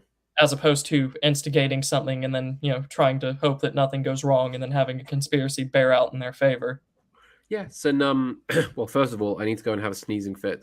Give me a moment, and then I'm gonna come back and I'm gonna talk about Guy Fawkes' Night and Right. the event in popular culture, and then we're gonna have to wrap up. So Right. anyway, Yep. pardon me. Sounds good. So while Panama Hat is having to deal with pestilence there, we will before we wrap up at the end there, I will go back through super chats and all of that. I will, however, issue a preliminary thank you to especially Prince of Parma, and I believe there was a D, who I am not going to read out the full name, our favorite meme username in these spheres. Thank you both for your very generous contributions. And if you liked what has been done here in the conversations, and if you'd like them to keep happening, please consider supporting in the subscribe star in the description. You don't, I don't demand that you continue to support month after month. If it's a one-time thing, that is perfectly fine as well. I am a beggar in this case, and I most certainly cannot and will not become a chooser. So if you like what has happened here, support is most definitely appreciated. And as for future developments, I believe I'm going to try to have on Sandbatch at some point in the future if he is able and willing, which has been the issue in the past. Just because I feel like some American history content is it's kind of scratching at me in the back of my conscience. There's still more to discuss, so that's what to look forward to in the future. Hopefully Hat here hasn't died of his sneezing fit. That would be most tragic, especially on discussing a tragic plot on the Gunpowder Plot. So I was also DM something quite comical during the stream, and the person will remain unnamed. They're saying, so what you're saying is that Jan 6 is treated more harshly by the current regime than a literal plot to blow up Parliament and kill the king that was in England. The answer to that, of course, is yes. Your current rulers, your current monarchs, if you will, the illegitimate ones, the people ruling over you under the guise of democracy, are leagues more vile, leagues more evil, and leagues more draconian than anything that we have come across in history. So that's just something to keep in mind. Mr. Well, Hat, at least we don't have school shootings. At least we aren't speaking German, I dare say. You can have the American equivalent. It's like, well, at least we don't have them trying to blow up the parliament. Yeah. At least Joseph Biden hasn't tried to blow up Congress yet. I say. Yeah. So, anyways, we will talk about now Guy Fawkes Day as a celebration. We'll go over super wrapping chat up now. Yep. Yeah. So basically, yes. As anybody doesn't know, in the UK, see, this is annoying because I actually really don't like Halloween. Okay. Yeah. Partly because it's like kind of pagan, but like, also because it's just kind of a bit gay and a bit sort of like a bit shit, and it's just not very good. Like, and it's really American. The only reason that we do it here now is because of Americans. We didn't do it that much until not long ago.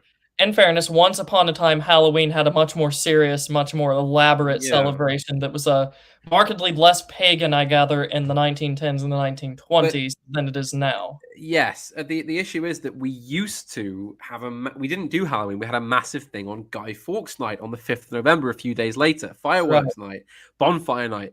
And the reason is that traditionally, what you do is some people in your local area will build a guy. It's a scarecrow covered in clothing and padding to make it look like a man. Normally he has the big sort of hat or whatever, and they will wheel him around the town in a wheelbarrow and go penny for the guy, penny for the guy.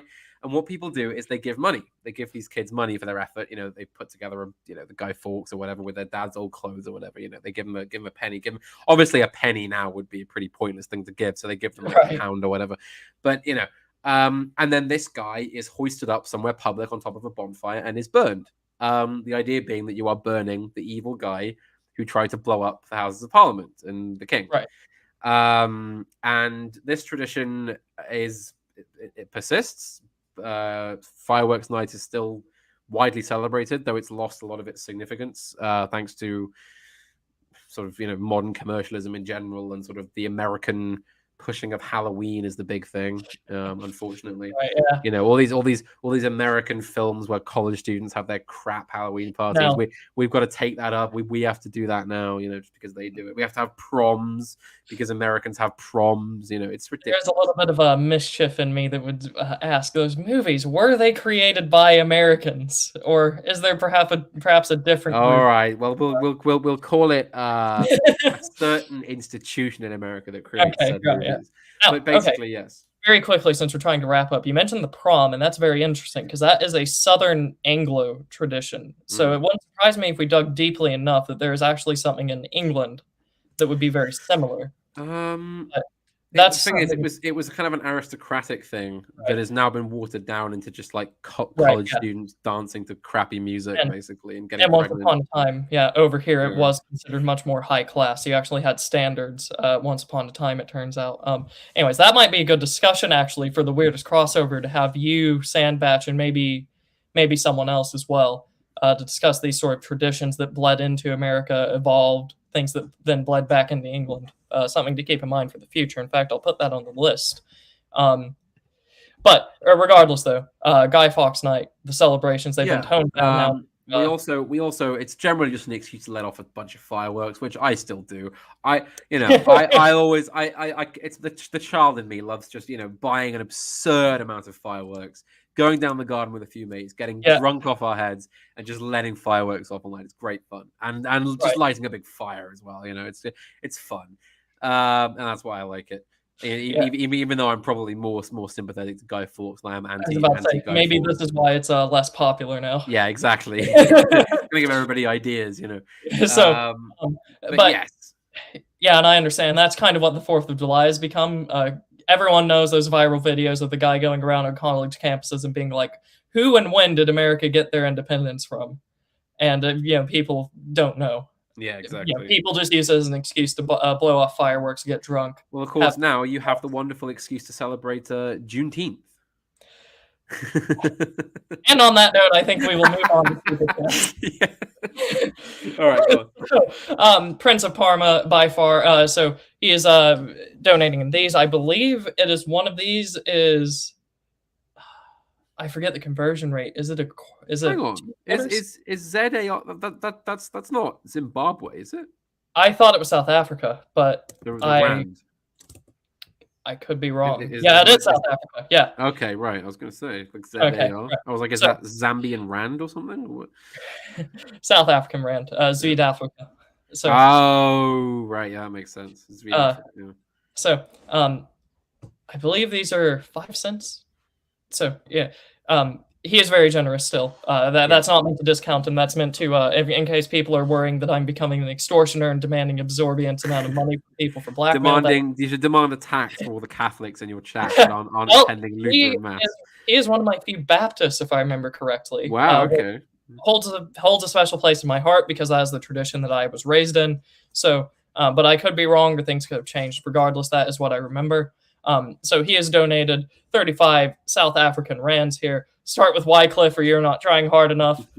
Wycliffe would be a very interesting thing, just because one, I like cover him at some point. I like the early modern English aesthetic. I like the sort of religious disputes that happen there. Perhaps it's because I have like very little connection to it, so it's not like personally invested for me to be right on the topic. So, Wycliffe, or is it Wycliffe or Wycliffe? I think it's. I've always said Wycliffe. Okay, all right. So, once again, people in America don't usually talk about him as much as I would like to. Wycliffe. So perhaps that's something for a future date, and I'm sure we could gather quite the panel to talk about the Proto-Reformation in England. I know a few people that would be interested. So he donates again. When we were talking about word for a victory that just ends up lagging you out in the long term. He says a Pyrrhic victory is where you take a tactical victory with unsustainable losses. So similar to what we were discussing. I think we are going to have to coin a new word for what I was talking about. Like just like literally just what happens when you win and then that win means you lose, basically. Right. I Right. mean, Or it becomes a burden, right? Not necessarily a direct loss, but because again, it's not that the right was taking losses during the Trump era. It's just that, like, that was the ultimate containment, basically, in a way. right. You know? Right. Like you could call it like a release valve or something, but I still think that doesn't capture it because you're still taking some victories. It's just it's saturating almost. It's like a false win almost, I think. Right, yeah. But there's an interesting story about Pyrrhic victories where I think that one of the newspapers in London commented during the War of Independence after the Battle of Bunker Hill. They said that it was a fine victory indeed, and if we have many more like it, then we will not have an army left to win such victories. Right, yeah. That was basically. I think I've heard that exact thing said about multiple battles in the in the Revolutionary War, or the Colonial War, whatever you want to call it. He donates again. Once again, thank you very much, Prince of Parma. Bloody Mary is the never again moment for post-1600 English Protestants. It's true. It's true. Yeah, I can understand that. We can't trust a Catholic with the throne ever again because we'll just get purged, basically. And it makes sense why that would take 200 years or so to slowly be reversed. Yes. This well, is I mean, we still. I think it's still basically impossible for a Catholic to get near the throne. I honestly don't think it would be allowed. Okay. Because the head of because even if it's technically not illegal, you're still the head of the Church of England, aren't you? Right, exactly, and that's why I don't think the population would care. I think there's small minority groups that would make that impossible. Although there are a lot of Church of England clergy who are converting to the Catholic Church, so maybe it'll just be the moment where they all go, okay, we're Catholic again now. Could be, yeah. Return to Rome. And, that would work and benefit for some of the conservative Lutherans because they have been the Lutherans just as a whole have been in talk with the Anglicans. They'd say, we've been warning you about those bloody Church of England. No, it's not necessarily that. It's more that the Anglicans have sort of liberalized some of the Lutherans in practice. There are quite a lot of converts from Anglicanism to Lutheranism, sort of in the opposite direction as what you described. And except for like a couple that I can think of off the top of my head, they usually end up being very middle line sort of, yeah, I guess we can go along with this for now, but no further. And then 5 years later saying the same thing. Yes. So, if suddenly they all were to become Roman Catholic, as lamentable as that might be to my Protestant heart, it couldn't be the worst thing. Anyways, back to here, and this is the part of the stream where I so embarrassingly confused Mary Queen of Scots for Bloody Mary. Once again, I have made. By the way, do you think we can get this exactly on 3 hours? Can we? So I'm going for. Yeah. Yeah. Come on, 4 minutes. Let's go. Go. So he donates again. Mary also had the distinction of being catfish to the King of Spain, as in her portrait allegedly was drawn to be too favorable by a subversive artist. This has happened quite a few times, especially Henry VIII. Hang on. In her defense, the portrait of Philip was also massively flattering to him as well. So let's not forget that. Okay? Right. Everybody was doing this. Right. And I'm willing to discount this just because it's happened as well other times. There are some that claim this happened in reverse with Katharina von Bora and Martin Luther, the couple, because you have people that would come out 100 years later or so that tried to recreate it more realistically rather than in the sort of late Renaissance style. And they look much more flattering, if you will, much more normal. I mean, I don't know. All I heard about Luther is that he was quite fat. Yeah, eventually he was the fat, jolly, or not. Well, didn't he famously make a joke that he was going to? He made a pun on worms and the Council of Worms. Yeah. In that he would give the worms a fat doctor to feast upon or something like that. He said, yeah. So, and he also did a lot of beer experimenting and brewing and all this other stuff. So what the fuck? I love Luther now. And he was a monk. He had to. Right, exactly. Had to brew beer. Yeah, he was a monk, Augustinian. Christianity, for me, will always be the divine religion because it's one of the few ones that encourages you to enjoy drink and to enjoy merriment and such. At least parts of it. But that's a discussion for another time. So we have here, I'm just going to call him D. You can extrapolate the rest of the name by reading the screen. DBR. You have other channels to go for the full name. He says, the Gunpowder Plot was my first red pill. Ooh woo. So I'm sure that last part would not be clipped. Yeah, it was pretty red pilling for me at a young age as well when I heard about it, because I was taken to the Tower of London to see the rack and everything when I was like 4. Yeah, and that is a lovely bit of pounds sterling there to add to my collection. I just for a historical sense, I like the aesthetic name of pound sterling. It sounds royal and official as opposed to dollar or buck, but that's just my I'm not going to switch them out, obviously. We have Prince of Parma once again. They also celebrate it in South Africa, though it is primarily to terrify guard dogs with the rare use of fireworks. It has gone through the colonies to various ex-empire countries as well. Right. So, and with that, hold on. We have one more. Quickly. Thank you very much, sir. Tactical victory, strategic defeat. Say Perryville for Civil War, CSA perspective. Yes, that's a good way to put it. We can discuss that with Sandbatch at a later date. And with that, I believe we are ready to wrap up. So thank you again for joining us, ladies and gentlemen. Thank you very much, everyone. The offer for a future discussion is out there for anyone that thinks we have misrepresented accurate facts. And with that, thank you for joining us, Panama Hat. Thank you very much for having me on. Yeah, and hopefully we will continue the regular streaming time on Saturday mornings at 8 o'clock a.m. Yeah, and we will see you all soon. Goodbye, everybody. And with that, it's time to sign off. Goodbye, everyone. God bless.